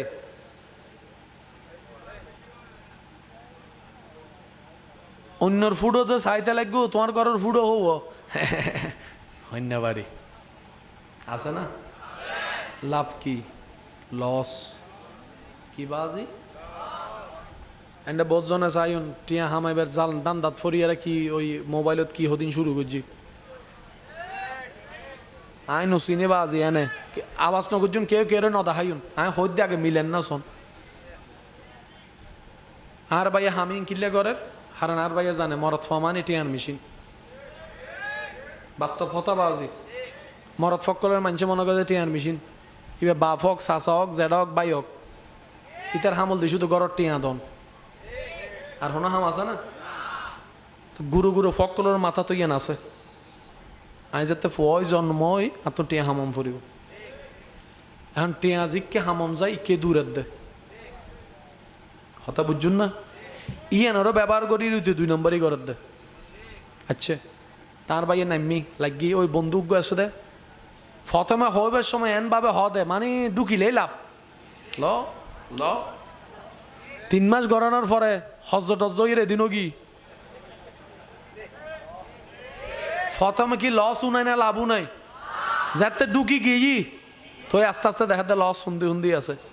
হ্যাঁ একখানা ধৈর্য নদীলে ভাবিনি, একখানা ধৈর্য ধরম ফরিব তো, হ্যাঁ পরিশ্রম নগরলে ভাবিনি তো তো গুতম ফরিব তো, হদিন আগে ন হস হদা আগে হইলে নুডুক্তি দি এতার লাই তো তুই আর একা ঢুকালি হয়তো তুই আর বন্ধু না আয় কে হেলা গত্তত ফইতাম ফইলে তুই দোভর ইন্না বন্ধু, ইন্না বন্ধু ইল্লে বহুত ফোয়াক্কল আছে হয়তো আর মাইকুর আওয়াজুনের মা বাবারে ন জানাই ডরে ইতের তুন হজ্জ 100 200 500 করি লইয়ে রে ইয়া 3-4 হাজার 5,000 টিয়া হজ্জত মিদি ফরি গি এখন ডাইনো ন দেহের মনত রাখবেন জিয়েন পরিশ্রম ছাড়া অল্পতে টিয়াই ইবে টিয়ানো ইবে অভিশাপ নো বুঝন ফালানার কথা কেউ যদি অনরা হয়তো কোনো পরিশ্রম নেই শুধু বইতে হবে দি বুঝিবেন না ডেবুতুর কি আছে কিছু নমাতে কি আছে ডেবুতুর আর কেন জোরানো হবে না কি আছে জামিলা আছে না তো ইল্লে সহজে যদি হামন যাইতু আর বাপসা যাতুন অনর বাপসা যাতুন দুবাই যাইয়ে রে সৌদি আরব যাইয়ে রে রইদুর ভিতরে বস্তাল গানোর দরকার কি ওয়া যুবকসকল মাতো না আরো জোর হ না সারাদিন ভর আর বাপ্প অনর বাপ্প দোয়ান মিদ্দি ফজরাত 8টা 9টা তুন 6টা তুন দোয়ান গুলিয়ে রে রাত 10টা পর্যন্ত বইতো না হাম্মাং কি বুঝাইতে পারলাম না অনারার হদে কয়েন টয়েন ইম বেগিন বৌতমি সারবার বন্ধ আমি কি বুঝাইতে পারলাম না কেউ যদি লাগিতা হন তো বা করি ফেরত আইন ওই গোসগি ইয়া বজন নতুন নতুন হদ দে হ্যাঁ উজুর ন জানে হতা হদ দে রে কে আর বন্ধুইতে ফালসার একখান লই দেয় ন দেহিন অনার এন্ডে বর্ষি দি মাছ ধরে না বরকি এরি বরকি মাছ ধরে না বরকির মধ্যে এনে দি দে ফালা কিছু না লাগায় কি দে দে হ্যাঁ আদারিন দে দে খাল্লাই উইতের ফ্যাট ভরাই বেললাই নাকি নিজের ফ্যাট ভরি বেললাই আদার দেলে মনে নগর জন্য ইদের খাবার মাছা হদ্দা মানুষ বেশি বালা সাহারা খাবার দে মানুষ হদ্দা লাগাছো না হাসো না তারপরে না বুঝিবি আচ্ছা লাগানোর পরে মাছি বেকি চুরিবে চেষ্টা করে না করে পানির ভিতর দূরে না নদূরে তুলনার পরও দূরে না নদূরে যাতে বরকি কোলো না তো দূরে না নদূরে দে বাইস্তু চাই তো মানুষ হদ্দা হাই উস্কা আমি কি বুঝাতে পারলাম না এবার আর যুবকসকল আর বাইকল আর হব দে বদ্দা আই যাতে ফুয়াই জন্ম ইয়াতুন তো হামম ফরিব নলা গজ চলিব কেনে একখান হতা হই ইয়ের নান মাথাত রাইলে বেগিন শেষ হইম না তাহলে একবার মন খুলে একবার দরুদ শরীফ পড়ুন আল্লাহুম্মা সাল্লি আলা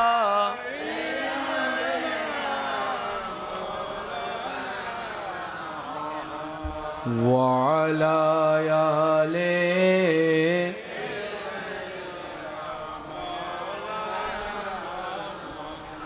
কবরে হাসরে কি হবে আমার কবরে হাসরে কি হবে মুসিবতে না পাই যদি মুসিবতে যদি করুণা তোমার কবরে হাসর কি হবে আমার কবরে হাসরে কি হবে উচ্চ আওয়াজ একবার বলি আলহামদুলিল্লাহ।